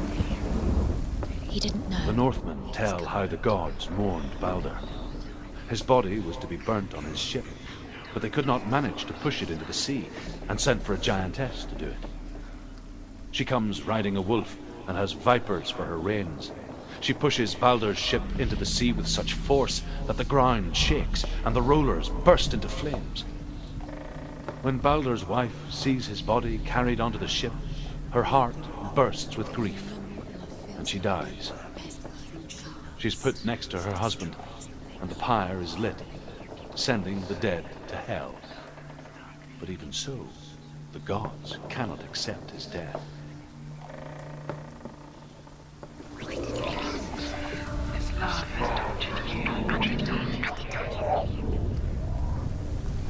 Years had passed since she left her father. She trained hard alongside her friend, Dillian. Darkness. She saw things no one else could. Patterns, shapes, movement. An intuition that made her an exceptional warrior. Friendship turned to love. But the shadow of darkness never let her go, and she was caught between two worlds. That of Zinbel and her past, and Dillian, her future. Two realities tearing at her soul. Overcome with grief, the gods send Hermod to ride to Hell and ask Hela to let Baldur return home. All the gods are weeping, he says. Are they? Asks Hela. We shall see if he is truly missed. If everything in the world will weep for him, he shall go back to the gods. But if even one thing refuses, Baldur stays with me. The gods send messengers everywhere. Weep for Baldur, weep him out of hell. And everything wept. Men, beasts, earth, stone, trees, metal, everything. In a way that nobody else did. Except for a giantess they found in a cave. Baldur was never my friend, she says. Let hell keep what she has. The Northmen say that the giantess must have been Loki in disguise.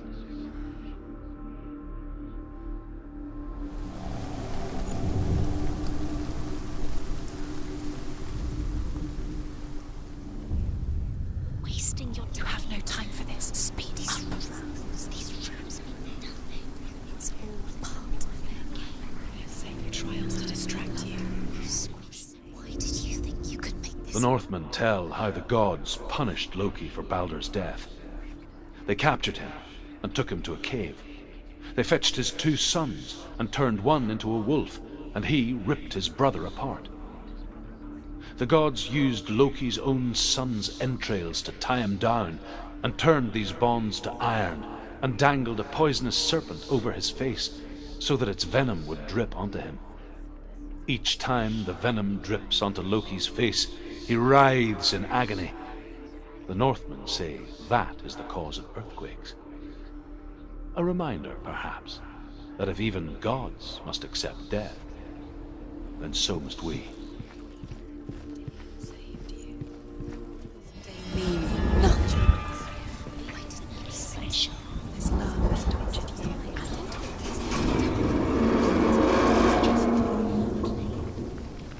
What if the gods are laughing at her? Messing with her. It wouldn't be this. The first time. Dillian!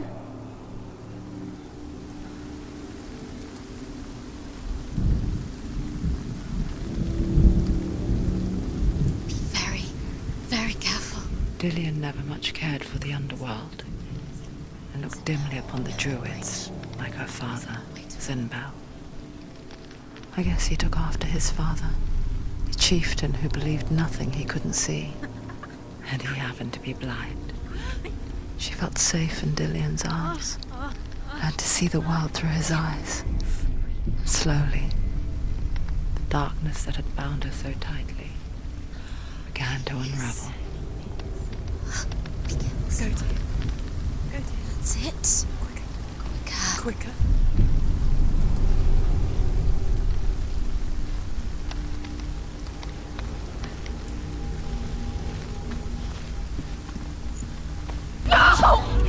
Where's he gone? It's your fault. He's disappeared.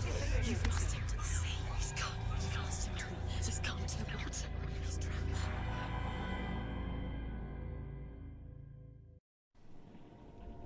Senua, your father cannot understand your darkness. He cannot see through your eyes. No one can.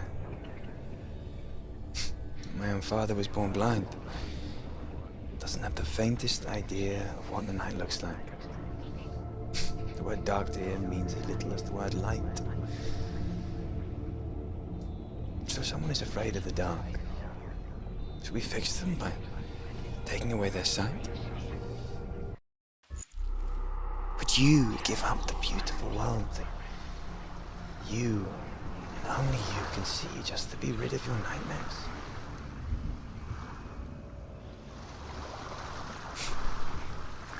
Or is this the price you pay for the gift you have? A gift that makes you so special in my eyes. Just another part of the person I love.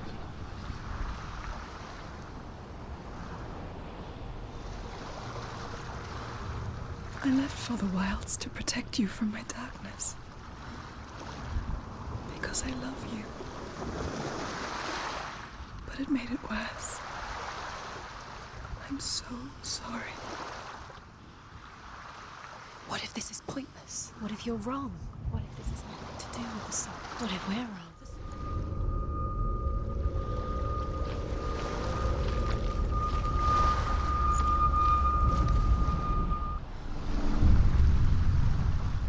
I saw once a plague strike northern lands of ice.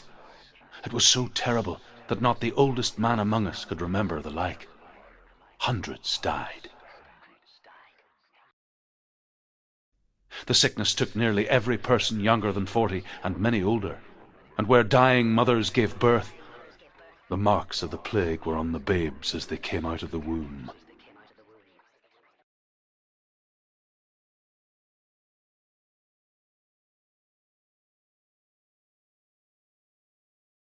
Where are we? I don't like it. This place feels... What is this place? This place feels... It's... creepy. Creepy. It feels wrong. It feels strange. Where is it? Where are we? There he is. There he is. The light. Go towards it. He's in the house. He's going in. He's disappearing. Follow him. Don't let him disappear. The air. Where's it gone? Keep going. How do you find it? It's just a trial. It's a test. Like the old warrior trials. Dillian will help me. Just one little test to do. The stench of rot. She can almost taste it. Do you smell it? No. Don't worry. Not everyone can. It was a warm spring day when she went to the river with Dillian and the others.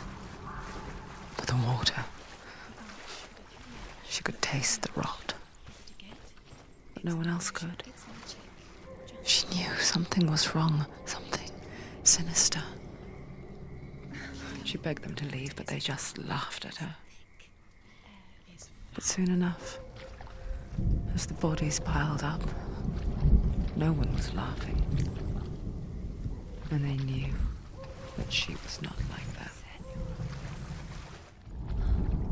The Northmen speak of a death moon, a light shaped like a half moon that appears inside a house and goes around the walls.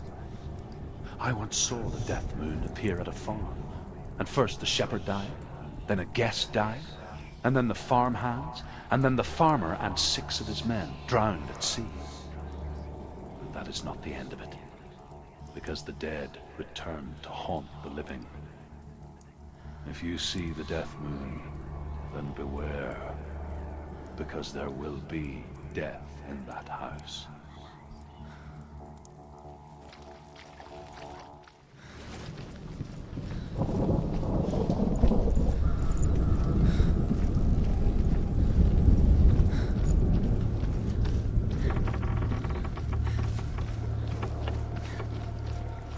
Senua! Come to me! Where are you? I'm here! I'm right here! Are you in there? You have to find Come him. out if you are. Focus. The runes. Focus the runes.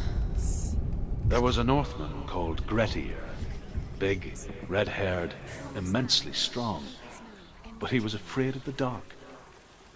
It happened one night that an undead creature came to his house to drag him outside into darkness and kill him. He resisted with every ounce of his strength. He clung to the doorframe, but it gave way, and they spilled out of the house, and the monster fell back, and the moon shone down on its ghastly face. Grettir, terrified, cuts off its head, but is cursed forever. From that moment on, wherever he was, he would see those hideous eyes staring back at him. Sometimes we allow our own fear to haunt us to our grave.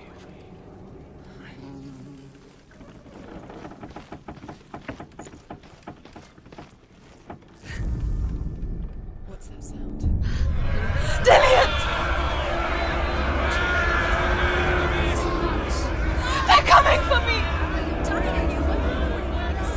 There's too much. Someone's calling you. Someone's calling you. What's Dillian? Please. You can hear Dillian. It's Dillian. Go to him. Dillian. Go to him. He's trying to save...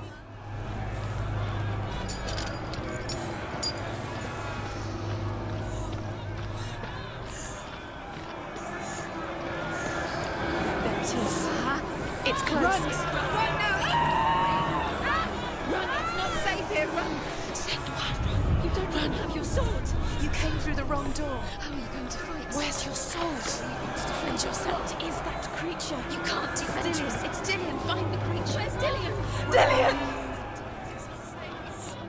Where is it? I'm not safe. You're dying. You're lost. You're dying. This is what death feels like.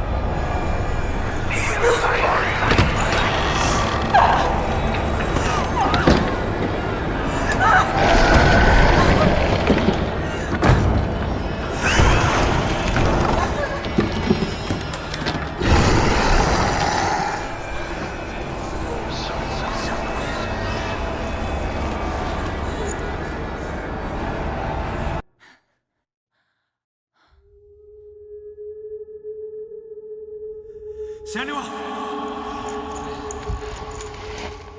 Senua! What happened? They're blaming me for the plague. They say that I'm cursed. What if they're right? How would they know such a thing? Are they gods? None of us are. They're just people. Good people, but they're scared. They're afraid of what they can't see. Like children scared of the dark. They make up stories to fill the void. That doesn't make them true. What if my father was right? You have to step out of this darkness.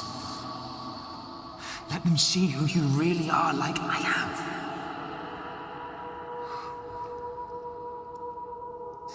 You're not a monster.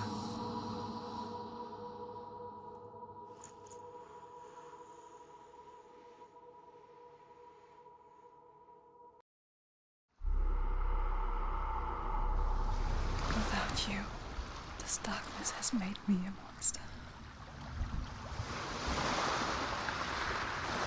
Killing you would be too easy. They're taking your memories to torture you. They're taking you inside. You're disappearing one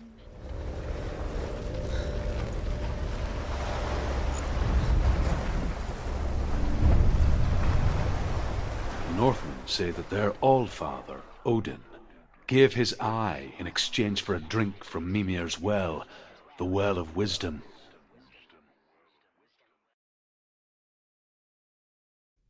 In blindness there can be wisdom. Only by giving can you receive in return. For this reason, I give my life and pass on my stories of the Northmen to you, Senua.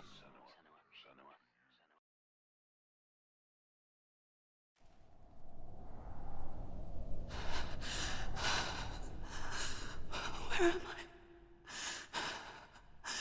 I can't see.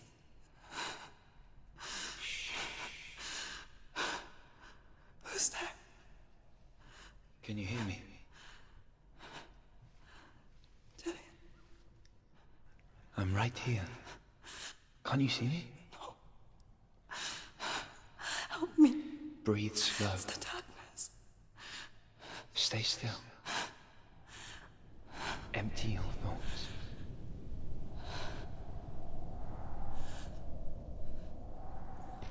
Tell me what you feel. The breeze. Good. Then there is a way out. I can't tell where it comes from. Yes, you can. The others. The voices. They've gone. I'm still here.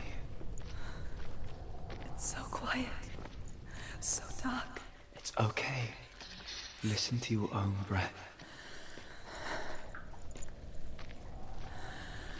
Feel it rise and fall. Good. Be aware of everything you hear and feel. Let your senses guide you.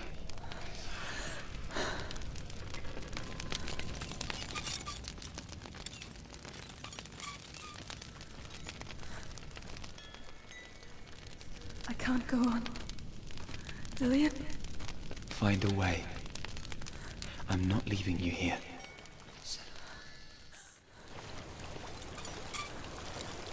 I think I'm somewhere else now. The breeze has gone. Use all of your senses. Let the world speak to you. What do you hear? I hear water. Go to it.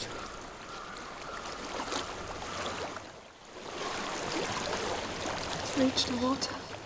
Good. That's your way out. Follow it upstream.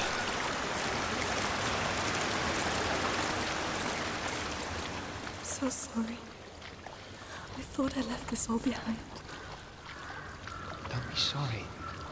It's not your fault. He was right. It's inside of me. It won't let me go. Senua. My father. He taught me that the hardest battles are fought in the mind, not the sword. You're no coward. Prove that to me in the warrior tribe. This is just another battle. You can beat it. This isn't your battle. You don't have to help me. I want to. Besides, you are going to be a great warrior one day. You need people like you. I'll do my best.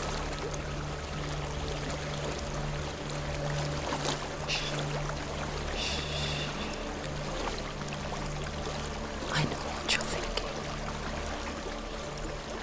He's not really here. It seems there's no escaping the past in this place. And so she's forced to relive it. To what end?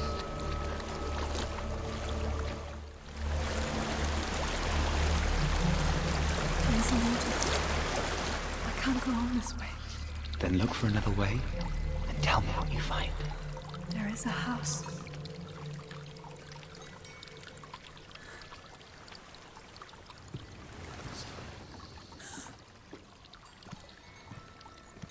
I don't know what's inside. Don't be afraid.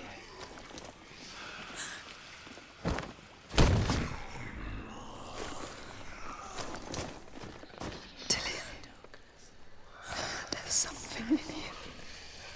Do you see it? No. Then it cannot see you. Quietly move past it, one step at a time.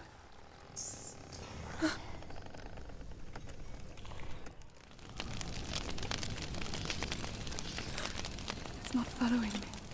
Leave it behind and keep moving forwards.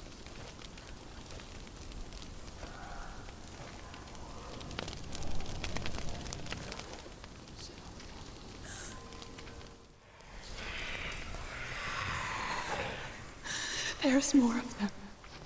I think they're moving. You're breathing too fast. I'm scared. Listen to the sound of your breath. In and out. In and out.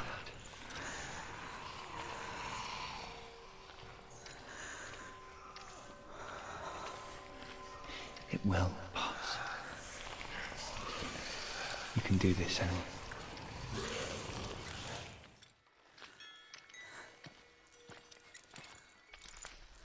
I think I'm in a house.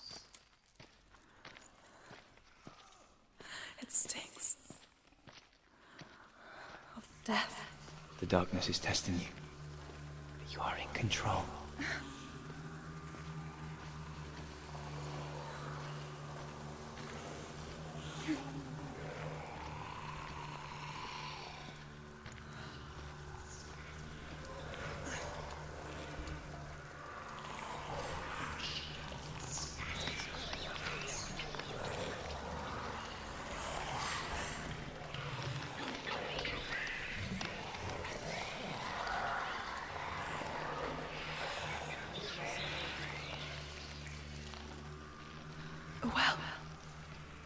There's a well.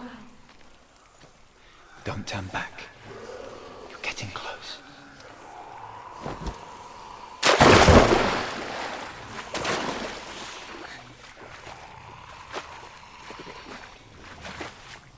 Dillian. Please. Help me. Please. Come to me, Senua.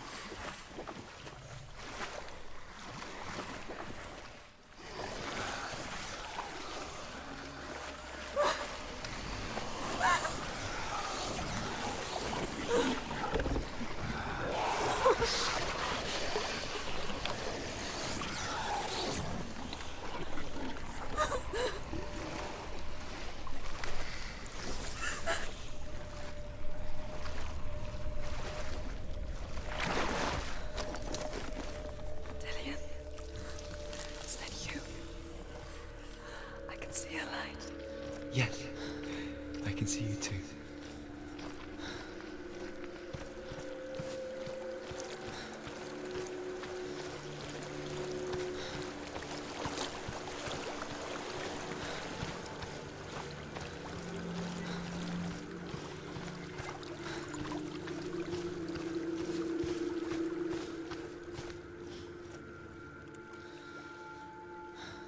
She could spend hours, days even, trapped within herself, in the dark.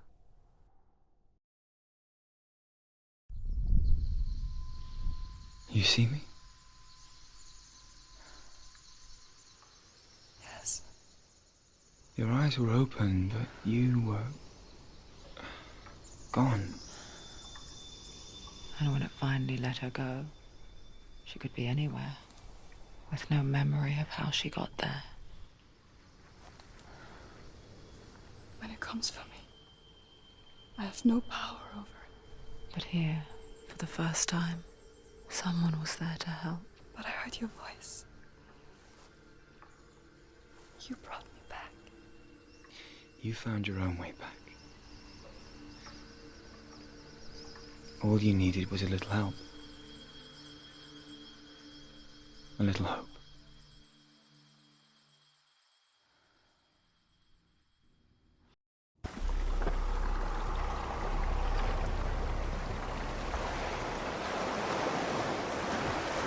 You've done it. You did it. The warrior trials.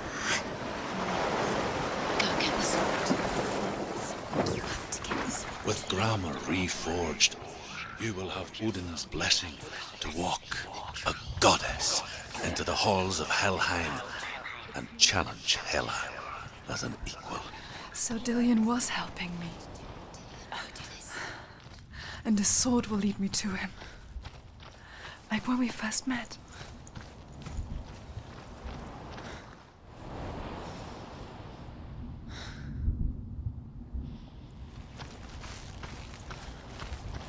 Dillian gave her the strength to pass the warrior trials, and she saw a way out. To leave her past behind and become a warrior in Dillian's clan. Go back. It's not safe. The sword is tainted by the gods of darkness. Leave it. No. He left it here. He wants me to take it. You will pay a price for this.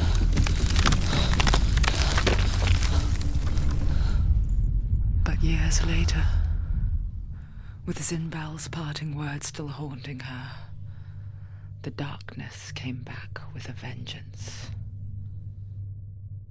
A plague. Dillian? Everyone suffered. My father was not supposed to die like this.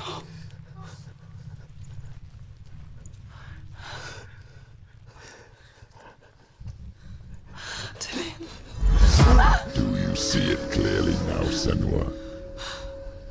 The suffering you've caused. This is your fault. You brought this plague to us! You have blood on your hands!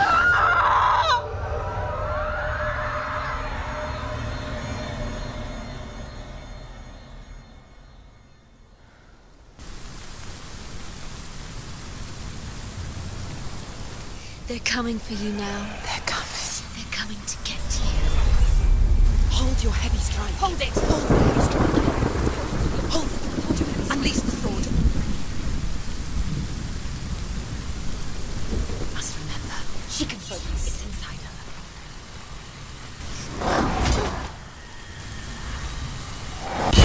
The main focus is building. It's building. There's nowhere to run to. In the sea of corpses, the corpse waved through itself over the ones I loved. The ship broke up under them. The ship that had sailed from the land of shining fields. Their memorial stone is sacred. Come not here in the sun. Come not with a sword. Come not crying over a naked corpse. Come not with disturbed mind.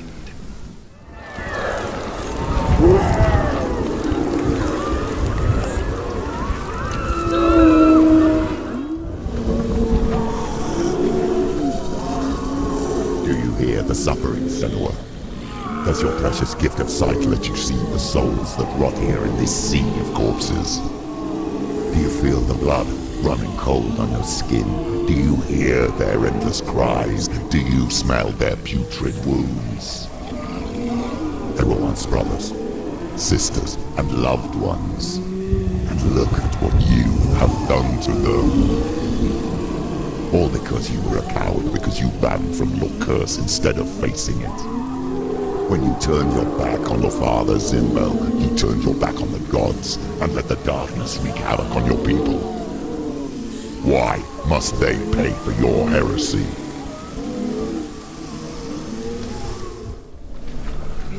Who is it? Galena! Mother!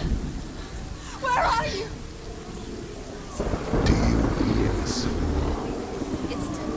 Do you hear the voice of your mother, Galena? She calls for you, Senua. Go to her. Answer her pitiful call.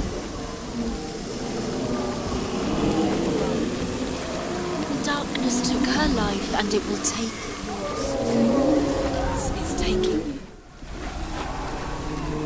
Mother! I need you! Help me!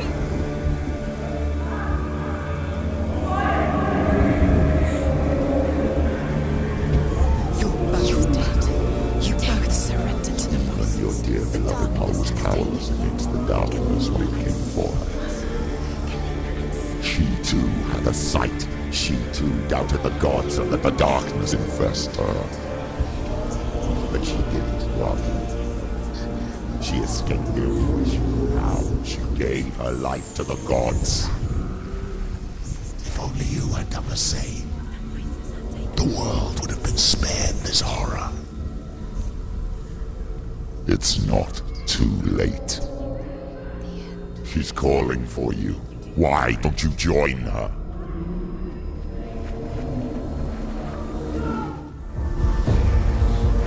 Why do you still fight on? Maybe you too should suffer with your brethren in this rot and let your blood seep into the seas, the rivers of hell.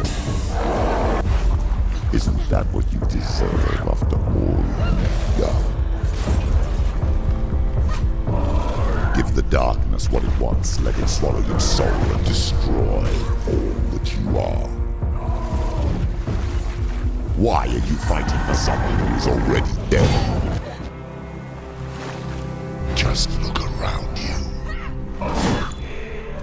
What hope is there for him, even if his soul could be rescued? Do you think he will thank you for what you have done to him, to his friends, to his father?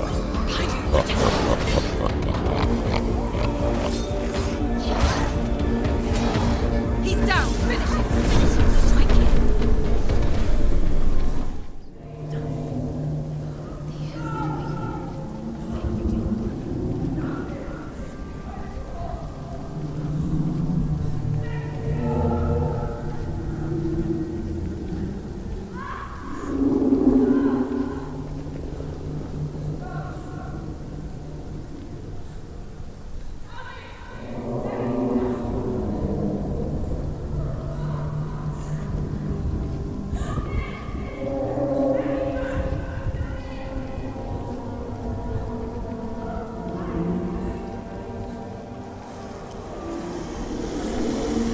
can't fight it anymore.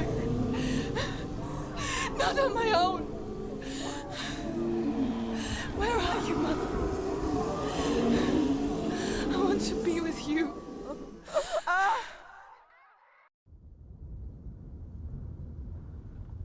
That night, she gave up on her world to follow in the footsteps of her mother, to go to a place where the darkness couldn't reach her.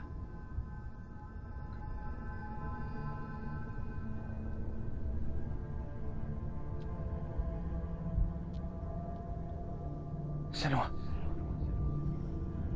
look at me. Do you hear them?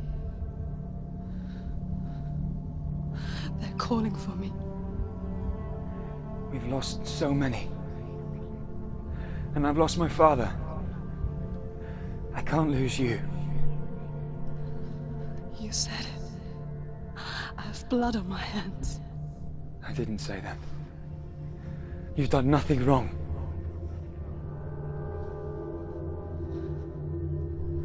Symbol was right. Everyone will suffer. Symbol is a fake. He is a hateful, bitter liar. He's poison. And his words still haunt you. Who do you trust? Him? Or me? Do you still believe in me, Senua? In us?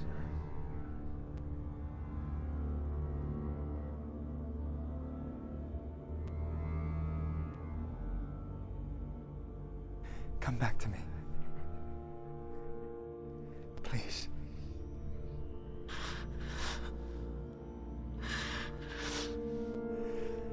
Don't let this darkness come between us.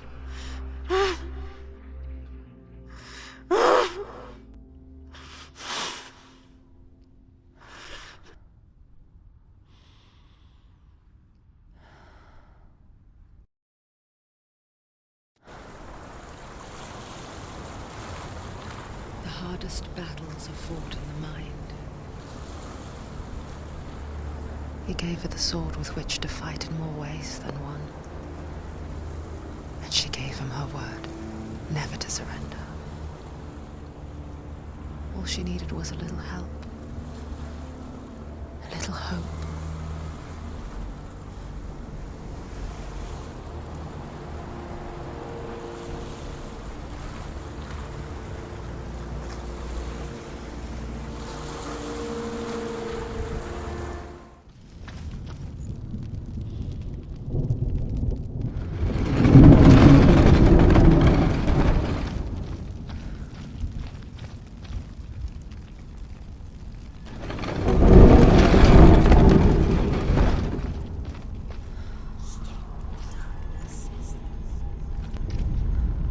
I will tell you of a great hero named Sigurd, son of Sigmund, no less.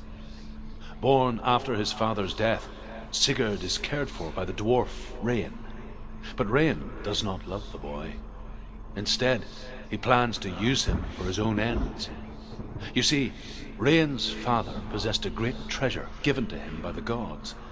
But Rain's brother, Fafnir, killed his father and took the gold all for himself.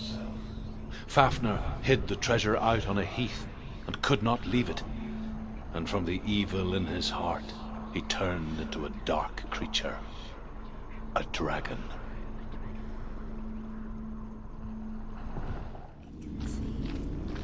Something's behind the door. What is it? She can feel it. No. Don't open the door. No, go in. Don't. Turn around. What's in there? Get back! A great beast guards Helheim. Garm is its name, and it knows you are here, Senua. It can smell your stink. What are you afraid of, Senua? How will you save Dillion if you are too much of a coward to step into the shadows? They can't stop me. Then do it!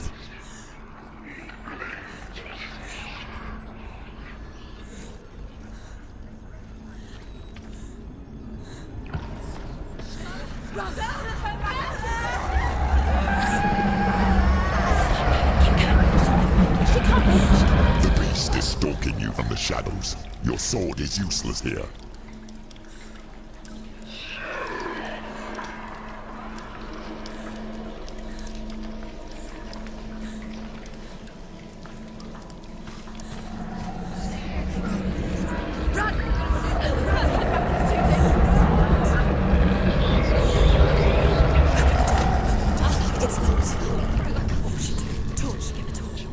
Don't be fooled. The beast is still here. No. It's a trick. Mother, do you hear that? Don't fall for it. It's me, Senua. It's so loud. It's not her. So full of hate. It's a trap. I just want to help them. Tell me what to do. Your father wants them to go away. And he only hurts me to silence them. But he's gone now. They always come back. He says I will die if I go with them. They say that I'm already dead. No, And they want me with them. Stop! That's why they crawl through the walls. Don't listen Do you to them. see them? Do you see their faces? He's coming. Senua, help me! Help! Get me out of here! Don't go! Where has she gone? She's disappeared again. She shouldn't be here. She escaped the darkness. She took her own life to escape it. She can't remember when it started. When her mother lost her smile. Her eyes gazing past her towards a world she could not see. This is what happens if you reach for the underworld, he said. It was a lot to take in for a child. And the first time she felt the cold chill of fear. I don't talk much about her father, Zinbel. I suppose I just didn't want to risk upsetting her. But it doesn't matter now, does it? Rain the dwarf's sole desire is to possess this dragon's accursed treasure, and he uses Sigurd to reclaim it. He tells Sigurd the story of Fafnir's gold, and the good-hearted hero promises to slay the dragon if Rain would forge a strong sword for him. Sigurd remembers that his father once possessed a sword given to him by Odin. Odin broke the sword to bring about Sigmund's death, but Sigurd's mother still has the pieces. And so Rain reforges the famous sword. Sigurd uses the sword first to avenge his father, and then he and Rain go in search of Fafnir.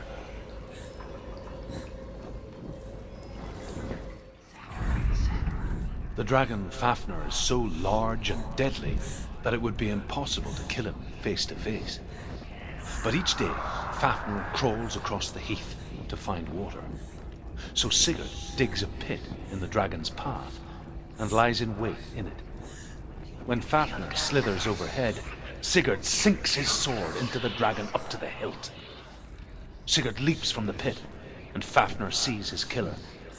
He warns Sigurd that the treasure will lead to his death, as it led to the death of all who owned it. Sigurd replies that death comes to all men, and every man would want to be wealthy until that day. And he takes the treasure. She's done it. Well done. This place.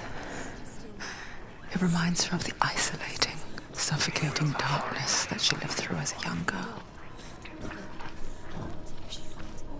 Imprisoned in her room at night, the faces in the dark, coming through the walls. She once thought everyone could see them. I mean, that's what children say all the time, isn't it? That there are monsters in the dark. By the time she realized that only she could see them, her father, Zinbel, could see the monster in her.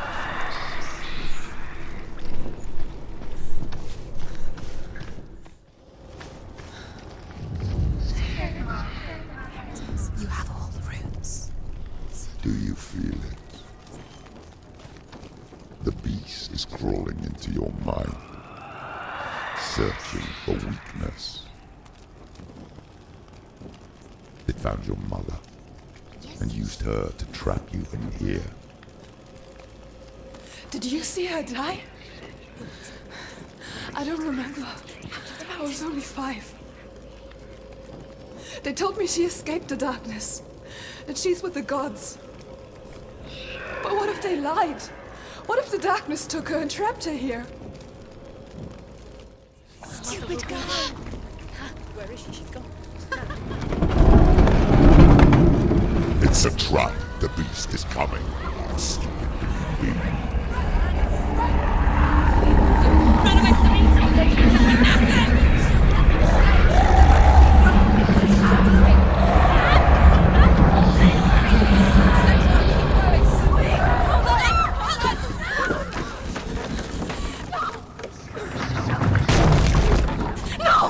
What have you done? No! No! You've lost him! It's over! The darkness is back. You've lost him. You've lost him. Get to the light! Without his head, you will never bring his soul back. His fate is sealed. Now it can see you at your weakest. The time you suffered as a child at the hands of your fathers in the one you pined for Dillian. Do you remember that darkness, Senua? The beast is bringing it back.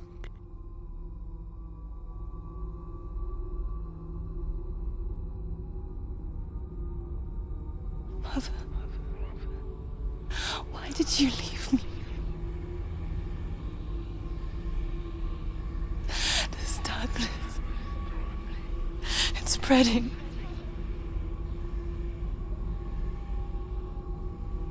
Father's keeping me away from the others. Away from Dillian.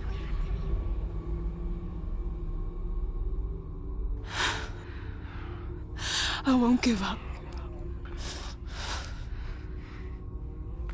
I'm not going to rot in here.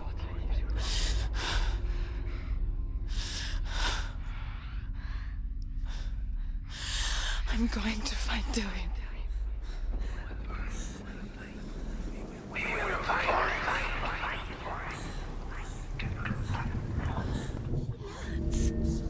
Although Sigurd kills the dragon, Rain wants to keep Fafnir's gold all for himself.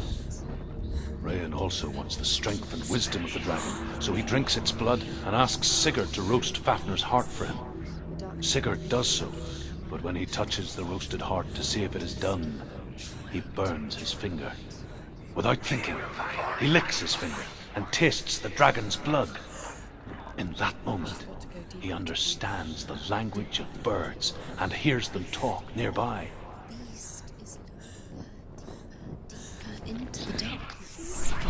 Sigurd's newfound power lets him hear the birds speak, and they say, Sigurd should eat the heart himself. Rain wants Fafnir's gold. Sigurd should kill Rain before Rain kills him. Sigurd should find Brynhild the Valkyrie, who sleeps an enchanted sleep. Sigurd heeds the bird's advice. He kills Rain, eats Fafnir's roasted heart, and takes Fafnir's treasure. And he embarks on a new quest, to ride to Hinderfell and find Brynhild the Valkyrie.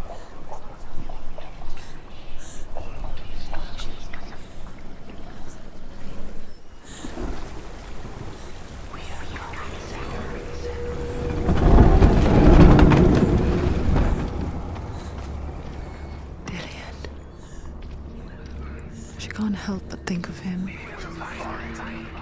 A tender guiding flame in a world so black. The longer it burned, the more she convinced herself that there was nothing beyond its reach. How little separates us from what we fear. Sigurd learns that Brynhild had once disobeyed Odin, and so he had her punished, stuck her with a sleep thorn, and put her body within a rampart of burning shields. Only a man who knew no fear would ever reach her. But like me, Sigurd is fearless and passes through the flames, just as I did, and wakes the sleeping warrior girl. She teaches him the secret wisdom of runes, namely victory runes, ship runes, runes for persuasion, runes for truth, runes for healing and help, runes for perception and power. Like Sigurd, the greatest young warrior of the North, you must learn the secrets of the runes to fight amongst the gods in hell. Quickly, I don't want to lose it.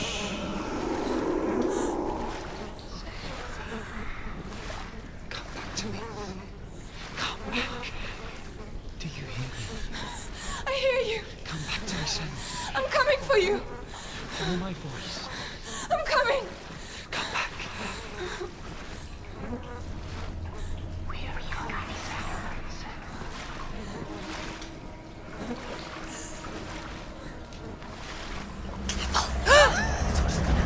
The darkness is here.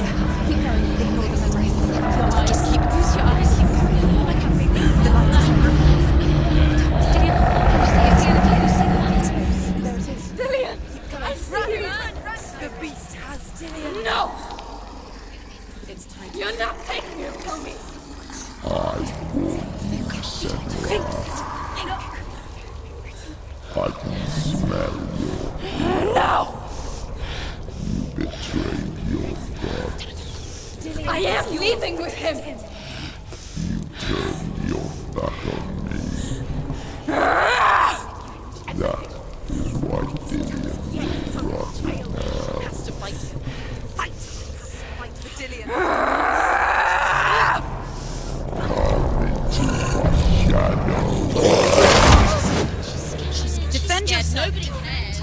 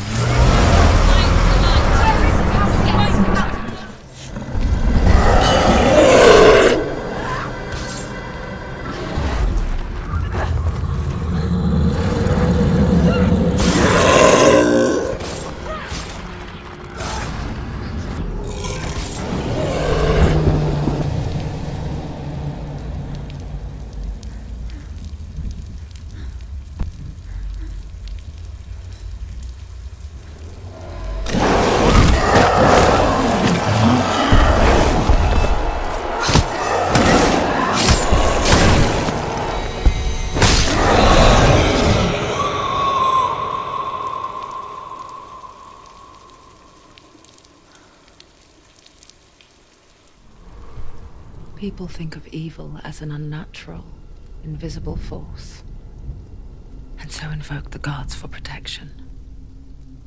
But evil can come from the hand behind the gods. A familiar hand, cold and cruel. He tried to fix her with his rituals, kept her trapped in that hole. She couldn't say which was worse. The darkness,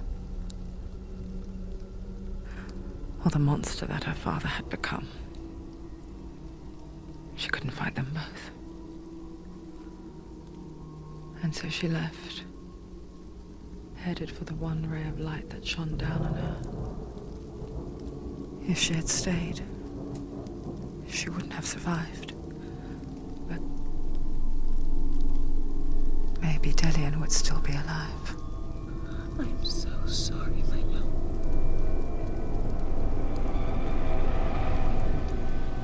She will save his soul, even if this time she can't save her own.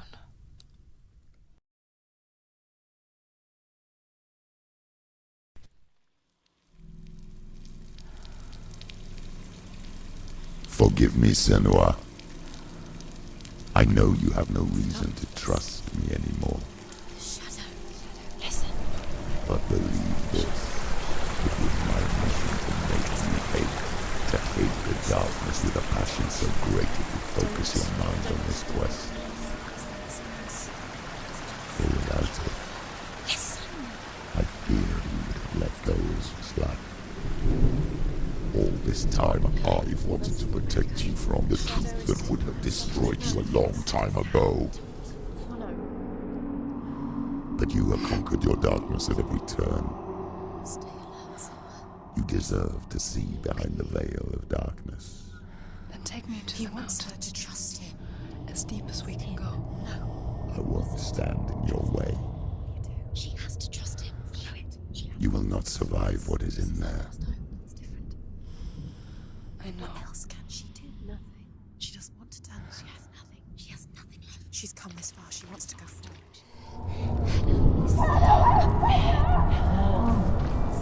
Mother, You've been waiting for. I won't let the darkness trick me again. I know you're safe with the gods.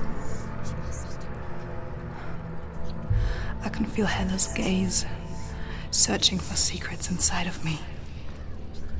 Secrets that even I can't see. I'm not here to fight my past. I'm here for Delia. I will fulfill my vow, whatever the cost. No, she can't. It's too dangerous. Too weak.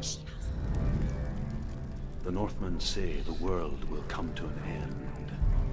They call this Ragnarok, the destiny of the gods. First, there will be a terrible winter, 3 years long. Then, mankind will turn on itself. Brothers will fight each other to the death, and people will forget what they owe their kindred. Times will be hard. Crimes will be great. It will be an age of axes and swords. The wind will blow through abandoned halls. Wolves will walk where children played. The world will fall into ruin.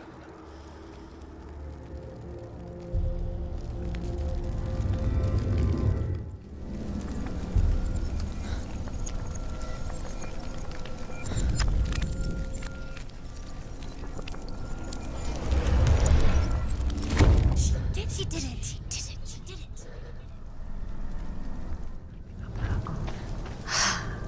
She can fight her.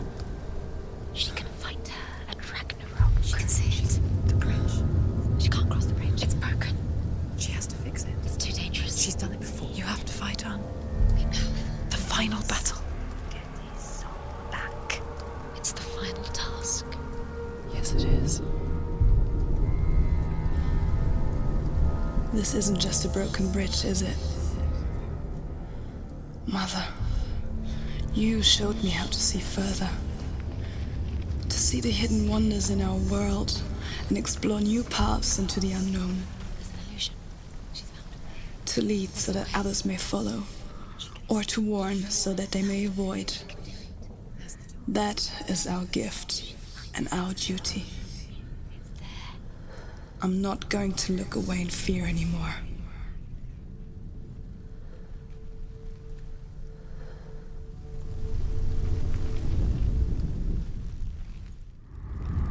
The Northmen say the gods will fight their last battle at Ragnarok.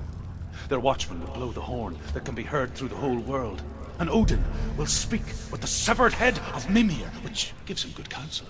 The land of the giants will thunder with the sound of their army on the move. The gods will assemble. The dwarves will leave their stones. The frost giants will come from the east. The Midgard serpent will turn up the waves. Eagles will scream and tear at the corpses with their yellow beaks. The ship of the dead will set sail.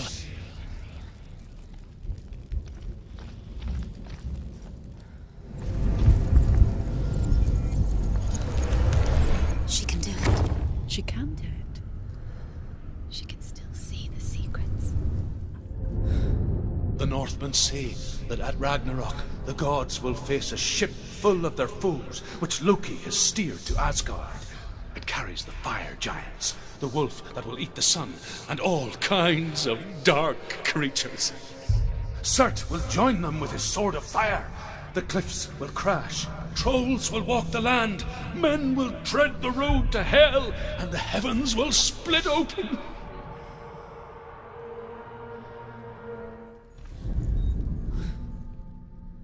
The Northmen say that each god will do battle at Ragnarok.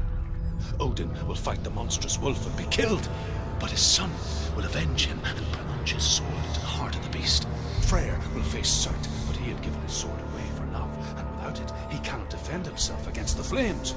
Thor will smite the Midgard serpent to no avail.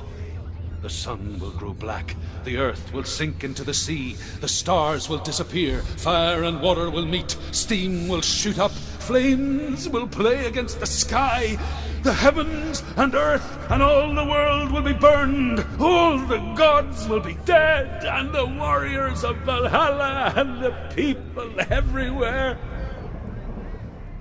Senua, prepare yourself for Ragnarok, for it is nigh.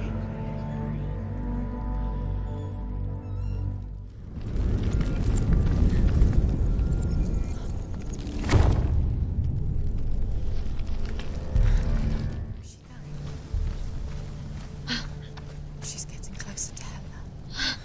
She's going to die. I'm scared. Wait. What? What happens when she dies? What happens to us? What happens to us? We die too. Do we die too? We die too. I don't want to. We'll all die someday. I don't want to die. And when everyone's gone, even the gods will die. I don't want to die. We don't want to die. I don't want to die. Senua, Stop. Turn back. Stop. Stop her. Why is she going? Stop. Senua, stop. Senua, What stop. happens to her? Why won't she stop? To die, she won't stop. Stop. Now. I don't want to die. I don't want to die. I'm sorry. I didn't ask you to be a part of me. If you don't want to die with me, then leave me alone. Stop. I don't want to die. Please stop. Please stop. Please stop. Please stop. Please stop. Please stop. Please stop. You'll never come back if you go there. There is nothing to go back to. We only have each other now. Don't abandon me. Everyone suffers. They were right about me. Listen to me, not them. They were afraid. Like children scared of the dark. So was I. They made up monsters to fill the void. That doesn't make them real. They made them real. No! Follow your soul and let go of the Senua of old.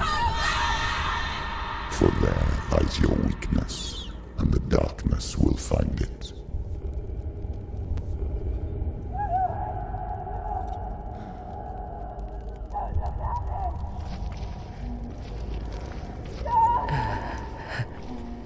It's not like the old stories, is it?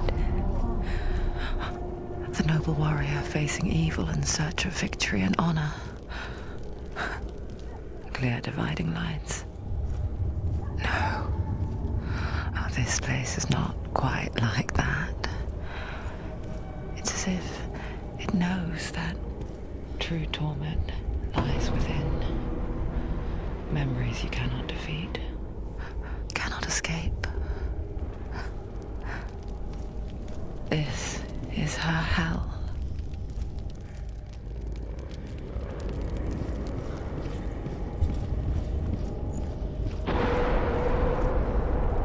Seek us is truth. Mirror. Gods betray us. Unasked. Fear. The man I was before truth.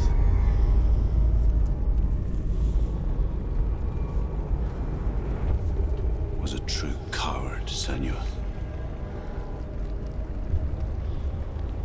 I was well-traveled. I spoke both their tongue and ours. So they took me as a slave. I thought I could help to broker peace. Or at least stay their hands from slaughter. But under torture, I did no such thing. I led them to the treasures and slaves they sought. But I wasn't the only one. Another came to the Northmen willingly, offering a bargain, a man in black from your lands. And he was offered safe passage for his treason. In the end, Senua, it isn't the gods that cause us so much suffering, but those closest to us.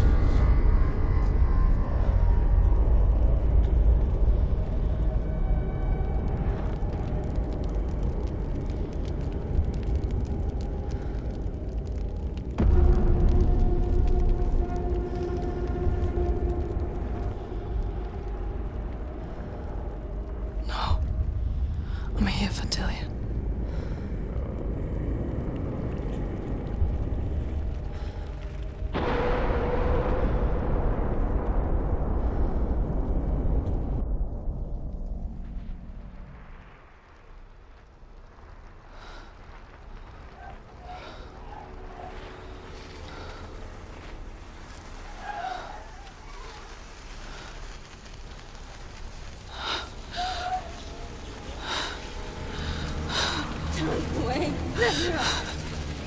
Mother!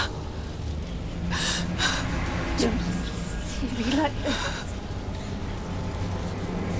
No! Turn away, Senua! Turn away, Senua! Do you see it, Senua?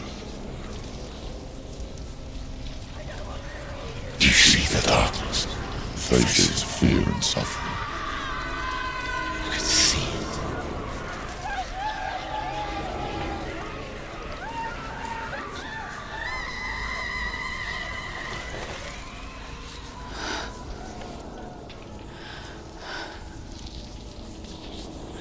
I remember it clearly now. She has nothing to fear anymore. The gods have saved your mother. Through my hand. You killed her. It is the will of the gods. Fuck the gods! You did this to her! Why? This is what happens when you listen to the voices of the underworld. They crawl into your soul and rot you from the inside. Defy the gods like your mother, and the darkness will come for you too. You understand, Senua?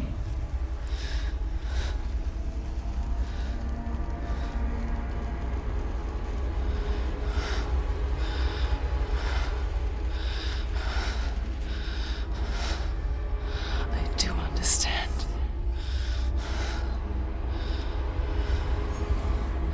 You cursed me with your own madness. I was just a child. You created this darkness! You created this darkness so you could hide behind it! Only suffering brings salvation. It is the way of the gods. It was all a lie.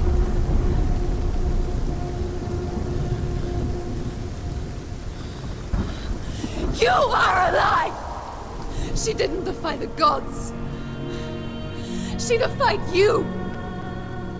And so you killed her. You didn't pray to the gods. You prayed to your mother.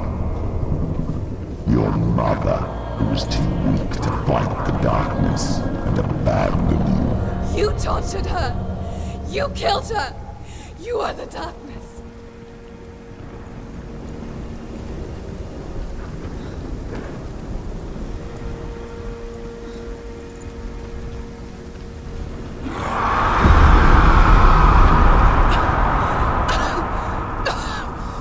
Those rituals, the years of isolation, the pain that still haunts you. It was the only way to fight the curse within you. You're a liar. The darkness is inside you, let me destroy you. You're a liar! No, Senua. The darkness is here. You cannot wish it away. And it will watch as you draw your last dying gasp. I won't let you kill me. Ah! I can see through your darkness. You're a liar and a murderer. And if you really are Hela, then I have a sword here that can kill a god.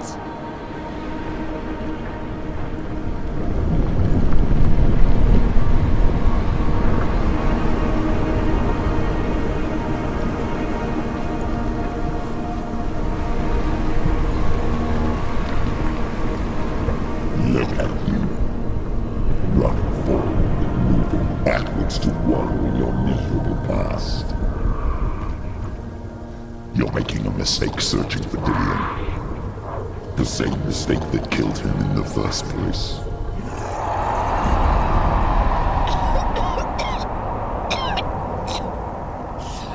I'm trying to save you from yourself. You still believe it is a lie. The plague of darkness, the butchering of Dillion by the Northmen. You saw it yourself. You told everyone I was cursed. They believed you. I believed you. Tell me, Senua, where is Dillion's soul if the darkness is alive? How you saved him?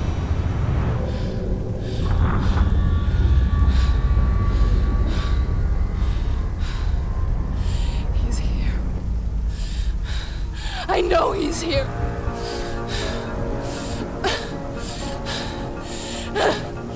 Dillion, I know you're here. Hold on. I'll find you.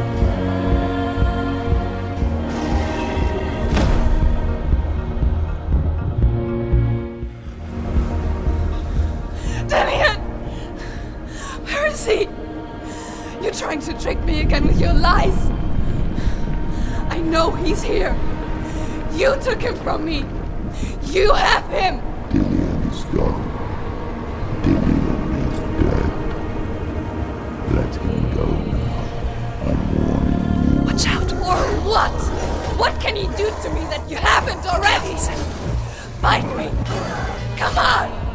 You betrayed your own father. You betrayed the gods in search of Dillion, in search of love. Look where that's got you. Let go of your battle. Let go of redemption. Let go of Dillion. Don't let your darkness hurt anyone else.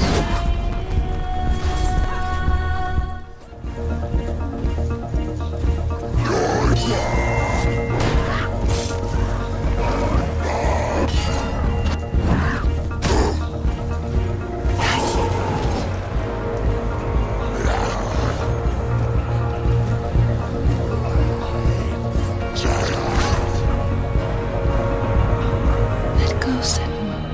Let go of your battle.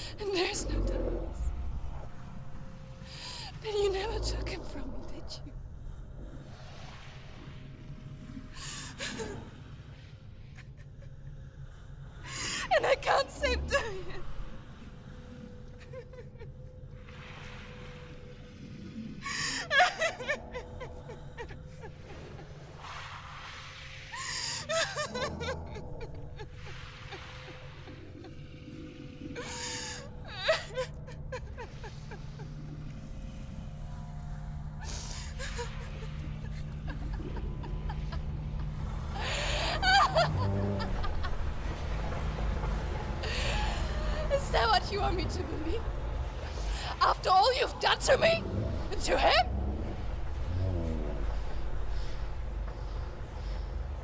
You're not a lie, but you're a liar! You crawled into me to confuse me and deceive me. But I know it's here. I know you have him.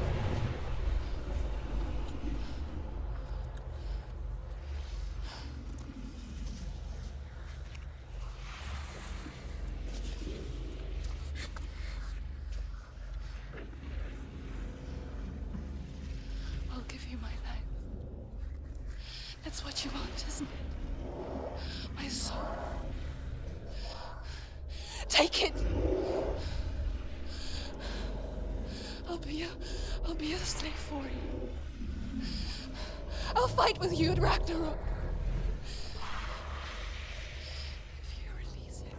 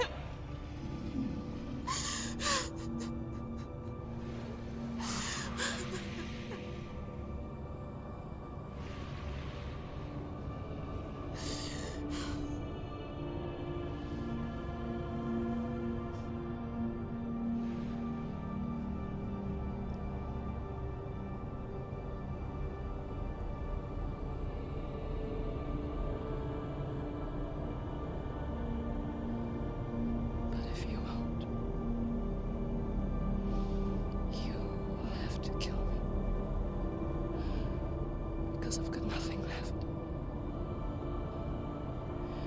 No fear. No hate.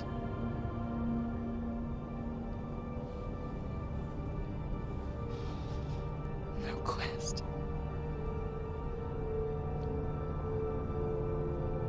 Nothing.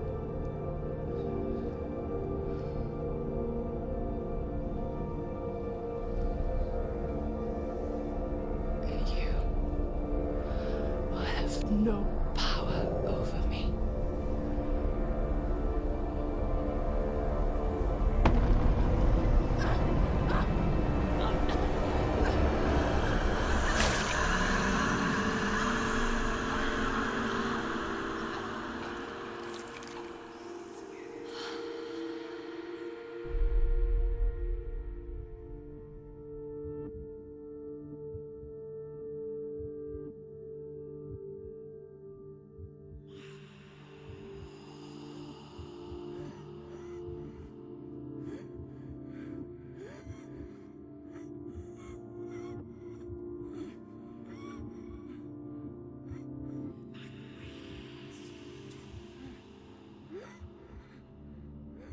I learned the hard way to not be afraid of death, Senua.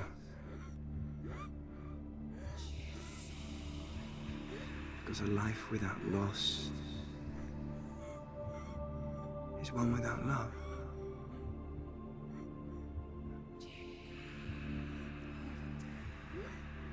You turn your back on death, and all you can see is the shadow that it casts.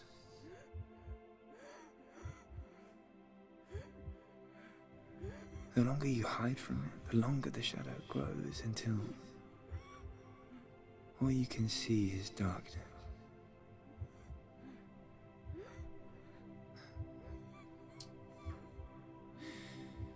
When our time comes, we must look death in the eye and embrace it as a friend.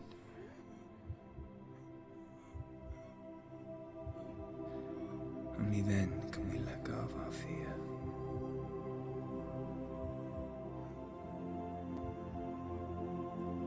And emerge from our darkness.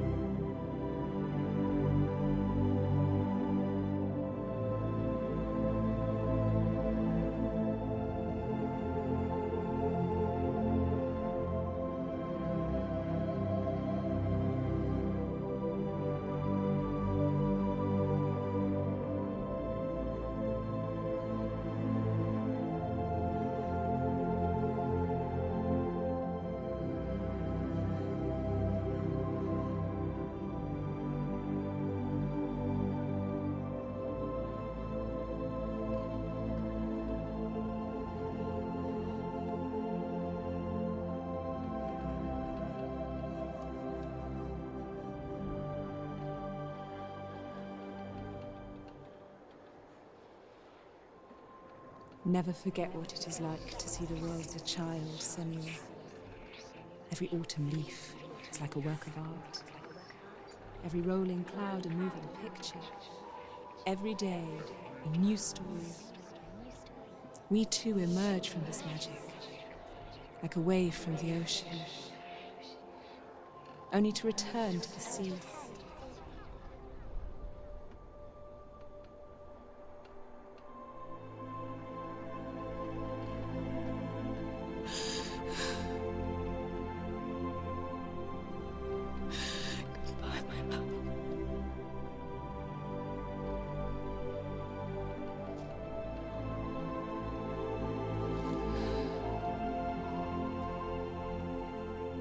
Do not mourn the waves, the leaves and the clouds. Even in darkness, the wonder and the beauty of this world never leaves us. It is always there, waiting to be seen again.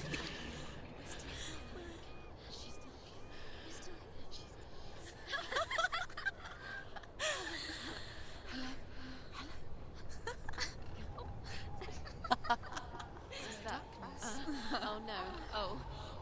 It's the rot. The darkness is by the darkness.